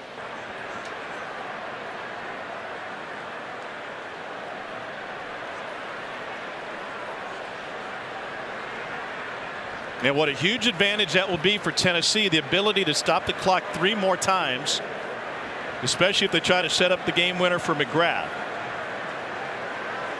Fans, check out the ESPN app for the Capital One post game immediately following this game. Also immediately following, Chick-fil-A Peach Bowl, Pittsburgh and Michigan State, now airing on ESPN2 and the app. McGrath's long on the year, 48. Means you'd like to get to around the 30, but sure you'd have enough leg if you got around the 33, 34, 35, maybe. Hooker looking right, fires, caught. Short of the first down. It's a pickup of 8 for Cedric Tillman, who has 3 touchdowns tonight. So about 7 yards out of long field goal range, like a 52-yarder. Wind doesn't seem to be an issue tonight on this cool evening in Nashville. 2nd and 2. Pressure coming. Hooker going deep. It is incomplete. Too much air, leading Velus Jones. Boy, that's the matchup they've had a few times. Haven't been able to capitalize. Velus Jones on Jalen Graham. Jalen Graham, bigger bodied, really an outside linebacker, forced to play a little bit more nickel in this game because of some of the injuries. Big opportunity there and just missed by Hendon Hooker. 11 seconds left. Tennessee all 3 timeouts remaining. And Purdue will use one here.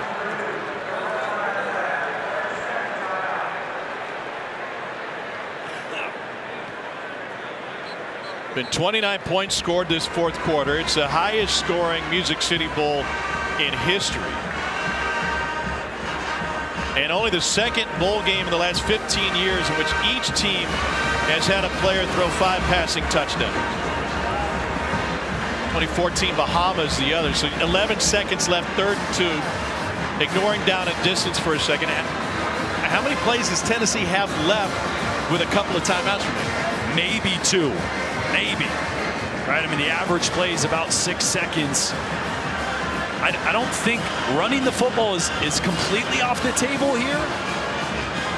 But I got to think if I'm Josh Heupel, I want to get your right hash. I'd like to get Hendon Hooker on the edge, outside the pocket a little bit. Give him a two-way go. You got 11 seconds. If it's not there, tuck the ball, try to get as much as possible. Still can call timeout.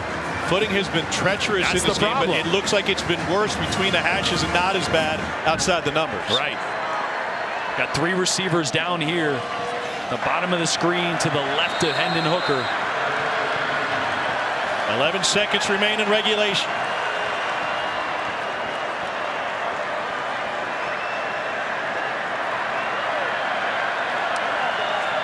Four-man rush. Hooker going deep. Overthrow him again. This time it was Tillman. Boy, Tillman. I don't understand going for all of the yardage when you got 2 plays left to get into field goal range. Yeah, I would have thought that would maybe be a slant route backside or something with the matchup. I like going to Tillman. He thought he got a little jersey grab there. Now with 7 seconds, still time. You really need 7 yards. Try to make this a 52-yard field goal or so. Timeout, Tennessee. So Tennessee uses first timeout of the half. its first timeout. 7 Timeout. seconds remain.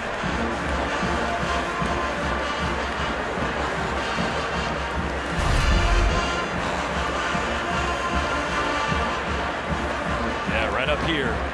See if there's a little jersey tug as Tillman. That's clean contact there, but right there. Yeah. ACC crews flagged Tennessee for pass interference 6 times tonight. Yeah, and there was definitely a jersey pull on Tillman there. How much it slowed him down? Well, enough that it probably could have warranted a flag. Nevertheless, here we are. 4th and 3. Who do you go to? I still think Tillman's the go-to guy, but see where he aligns. He's going to be at the top of your screen. 2 receivers to each side. A lot of space to work with down here with Jalen Hyatt. I don't know. Maybe an in-breaking route somewhere. Hooker looking that way. Now try to scramble. And he goes down with 1 second remaining. Tennessee will use its final timeout.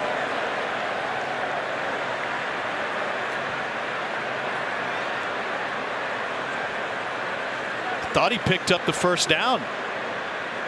Yeah.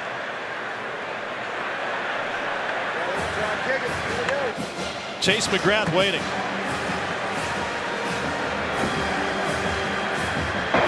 Timeout, Tennessee. Their second timeout of the half. Tennessee uses the timeout. They still have it. Timeout was called with 2 seconds on the game clock. Now they change the down marker to first down. Be about a 57-yard attempt now from McGrath. See how close Hooker got to getting past the line. Yeah, looking down here on the left of your screen, Hyatt actually had an option route. Could have gone out or in. That knee goes down right in front of the yellow line. Looked like the ball. I think that's a good spot. Yeah, the ball was in front of the knee. Yeah, the ball was in front of the knee. I think based on the yellow line, which isn't 100% accurate, but looked like got the spot right.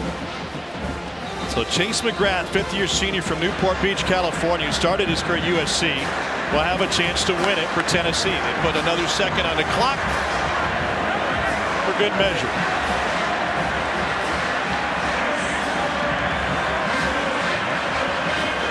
Going to find out if it's closing time or if there's a back bar you can hang out in for a little while longer. McGrath 1 for 1. He's made a 30-yarder. This will be 56 in a career long. And they will ice him. Timeout, Purdue. Their second timeout of the half. 30-second timeout. Has this one lived up to the billing? Yeah, it has. I mean, it fits with these 2 programs, right? Because the general consensus is Purdue with its 2 top 5 wins this season. Tennessee, after losing so much, sitting at 7 wins.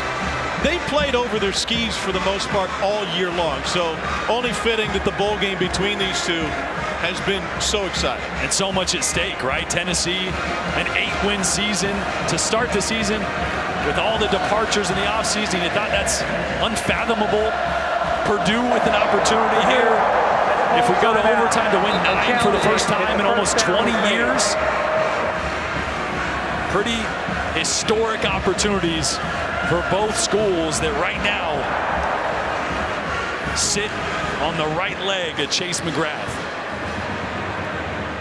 McGrath 12 of 15 on the season. His long 48. Was a starting kicker at USC for 3 seasons. Dealt with a knee injury in 2018.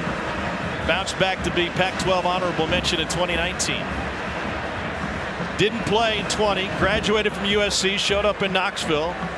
And Josh Heupel will lean on him to deliver Tennessee's 8th win of the year. So you know what would make this just even crazier? Think about it. Got a long field goal. Is Purdue going to leave someone back there that comes up short? Doesn't look like they will yet. I'm surprised. Why not? Sure. I mean, unless they were watching pregame and he was just drilling these 60-yarders. I told the replay booth just double-checked again the spot on the hooker run.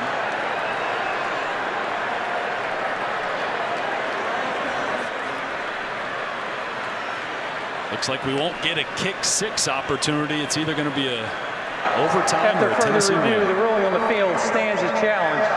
Purdue has lost its challenge for the remainder of the game. Matthew Solansky, the long snapper, and the punter Paxton Brooks is the holder.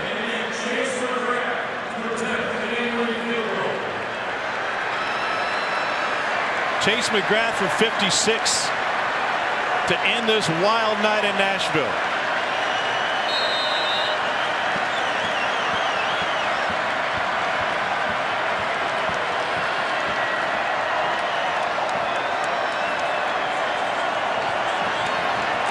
Got it away clean. Does not have the leg. We're headed to overtime, but to your point, Purdue with a man back would have had a chance at return on that long attempt. Possibly, right? Long field goal. The footing hasn't been great all night. Clean snap, clean hold, just didn't drive it quite enough, and that ball lands pretty close to where a Purdue guy could have been back there waiting for it, and things could have got real weird. Trans-Perfect Music City Bowl undecided after regulation. We head to overtime in Nashville.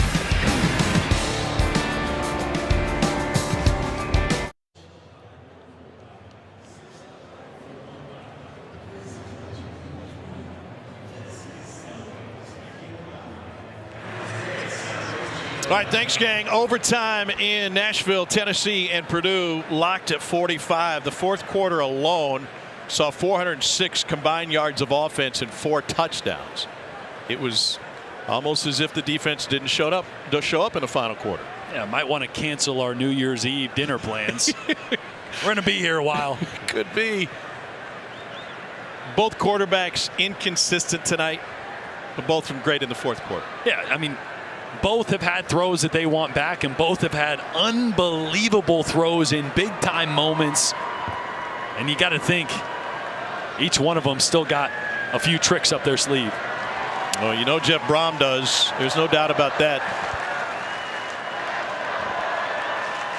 We'll gather the captains of midfield.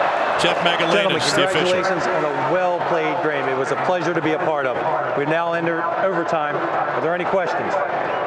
Okay, we're going to have one coin toss. The option will be offense, defense, or end of the field. Should we have one complete overtime period, that choice will go to the team who does not win the toss. Any questions? Okay. Tennessee, you're the visitors. You will call the coin.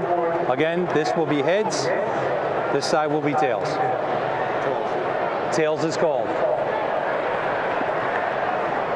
It is heads. Purdue, you win the toss. You're going to go on defense. So you're going to go on, which way do you want to go? You want to go down this way. So put your backs here. Purdue, put your backs over here.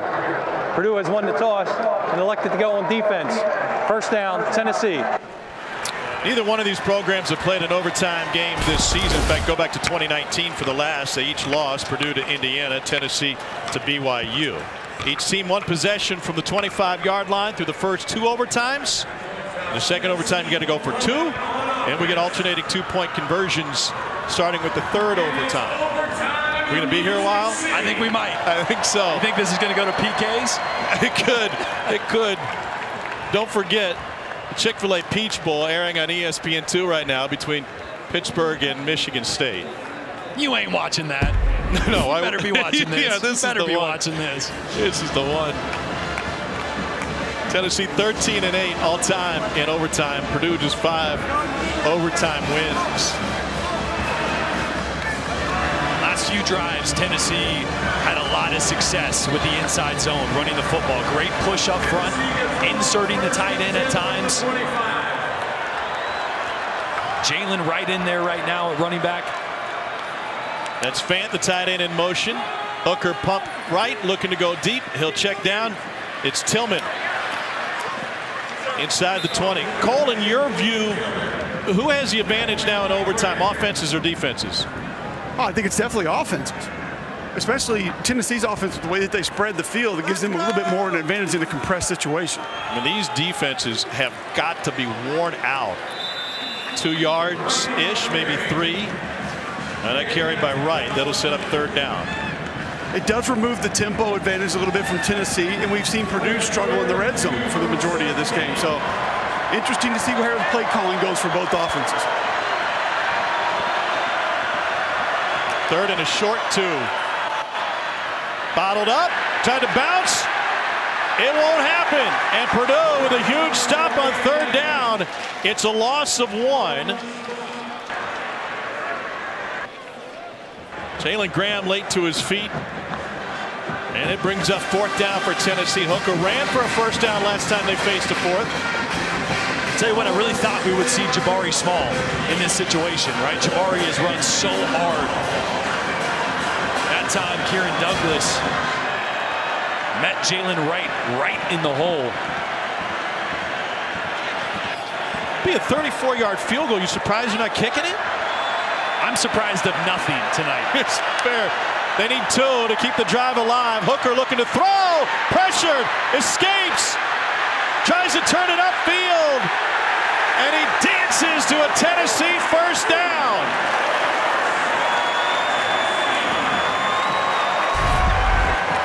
Little surprised they went for it on fourth down. Little surprised they throw the football. Not surprised Hendon Hooker makes a play. Possession stays alive for Tennessee, and now straight ahead with Jalen Wright. A 12-yard run. That'll set up first and goal. Jalen Graham's trying to tough it out for Purdue, but he's got an obvious shoulder issue. You saw him come in, couldn't even wrap up on that tackle. Tennessee is going with some tempo here. This will be the 100th play of the game for Tennessee. Graham's right there off the edge. Hooker looking. Scramble. Taken down! What a burst up the middle by Jack Sullivan.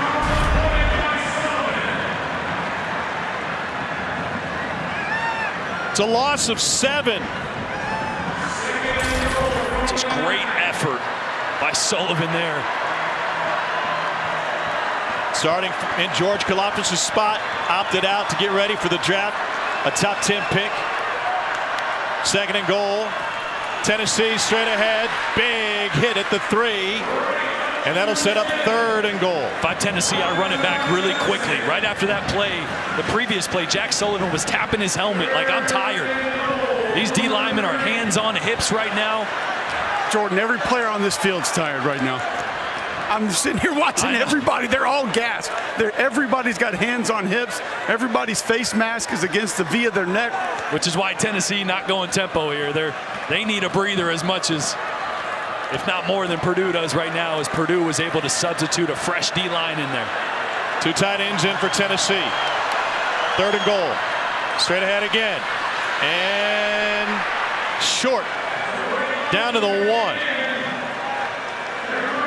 Really haven't seen Hendon Hooker read that at all tonight. No, not really a true zone read where he's got the opportunity to keep it.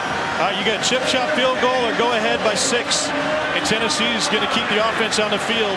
Already converted 1 fourth down this overtime possession. Yeah, you made that decision on the first fourth down. Bonus bigs coming in.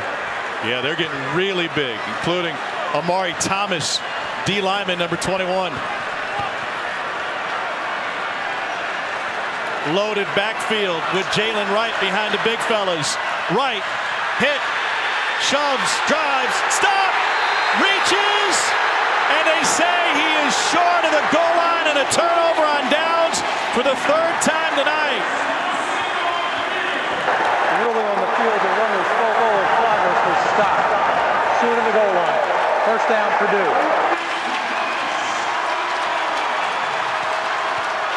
Great effort by Jalen Wright. He kept driving his legs. Right here, look at this. Just keeps driving his legs. He's not down. He's on a Purdue body, and there's a reach.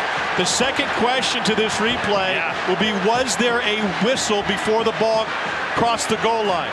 Try to listen.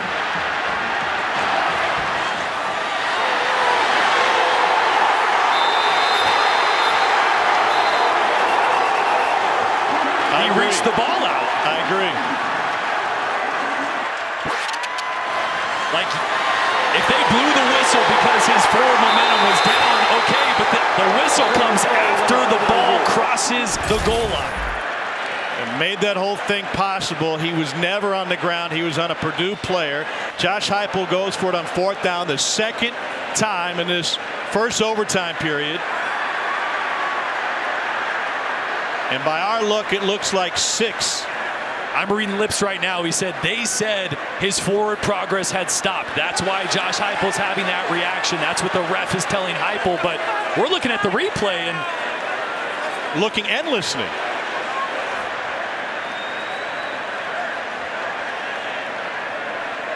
You can't replay after the whistle, at the point after the whistle. Right. After further review, the ruling on the field is confirmed. First down for the. Wow!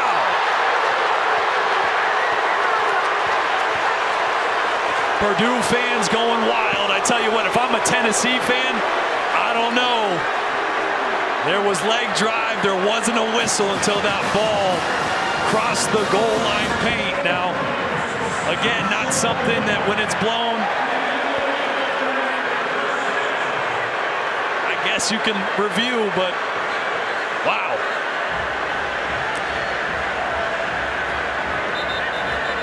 So Purdue can win with a score with their first possession of overtime.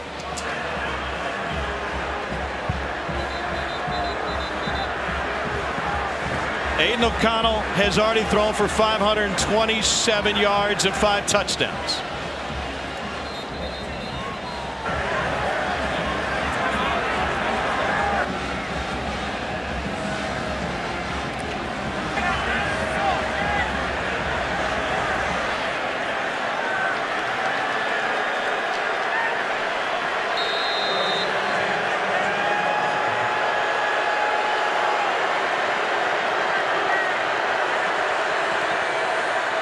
Here's Horvath. Pardon me, O'Connell's got it, a boot, and he somehow fits it into his tight end, Payne Durham, who had a 62-yard rumble earlier in the fourth quarter.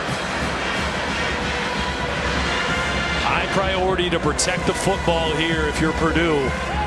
A field goal wins this.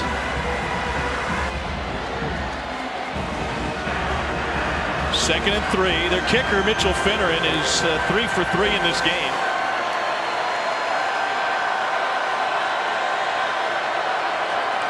Low snap. Horvath, the fullback, keeping it in the middle of the field, no gain. They'll bring up third down.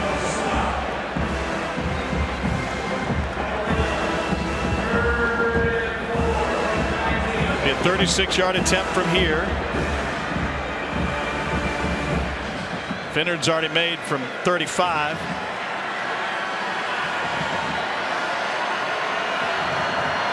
Makes from 24, 35, and 29.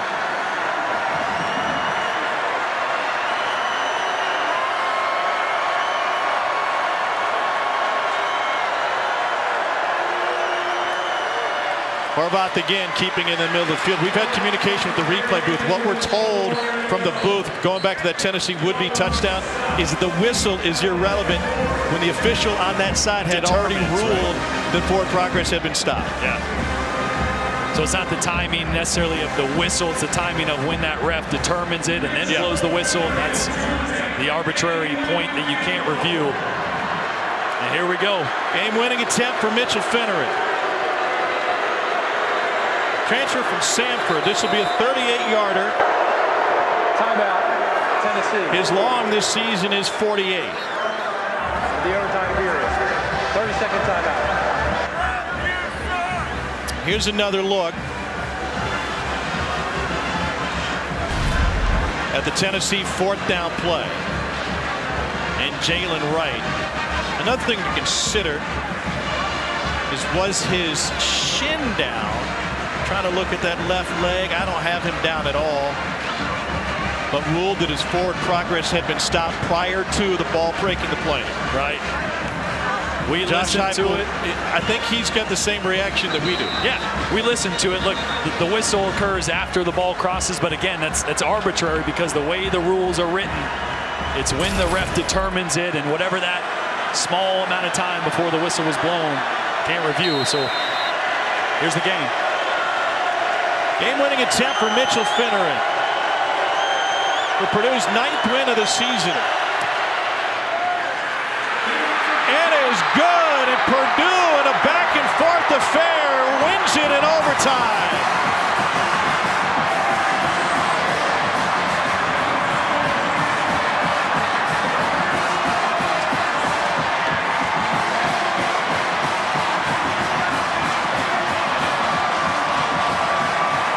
A simply incredible performance by this Purdue team, which came in missing its top 2 players, several others out due to injuries and other issues. And they take down Tennessee in overtime, 48-45. The walk-off winner from Mitchell Finneret.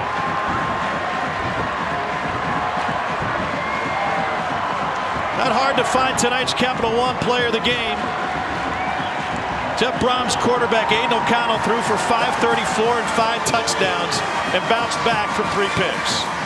Yeah, that's what it was. It was the ability to return from the negative plays, the bad throws, to continue to fight. This entire team, Brock Thompson injured, banged up the whole play, made plays all over the place. Jalen Alexander banged up. Jalen Graham banged up. This team fought for more than 4 quarters. Our final score, Purdue 48, Tennessee 45. Capital One postgame trophy ceremony can be found on the ESPN app. What a thriller from Nashville. Thanks for being with our fantastic crew all season and again tonight. Let's take you to Atlanta. Here's Mark Jones.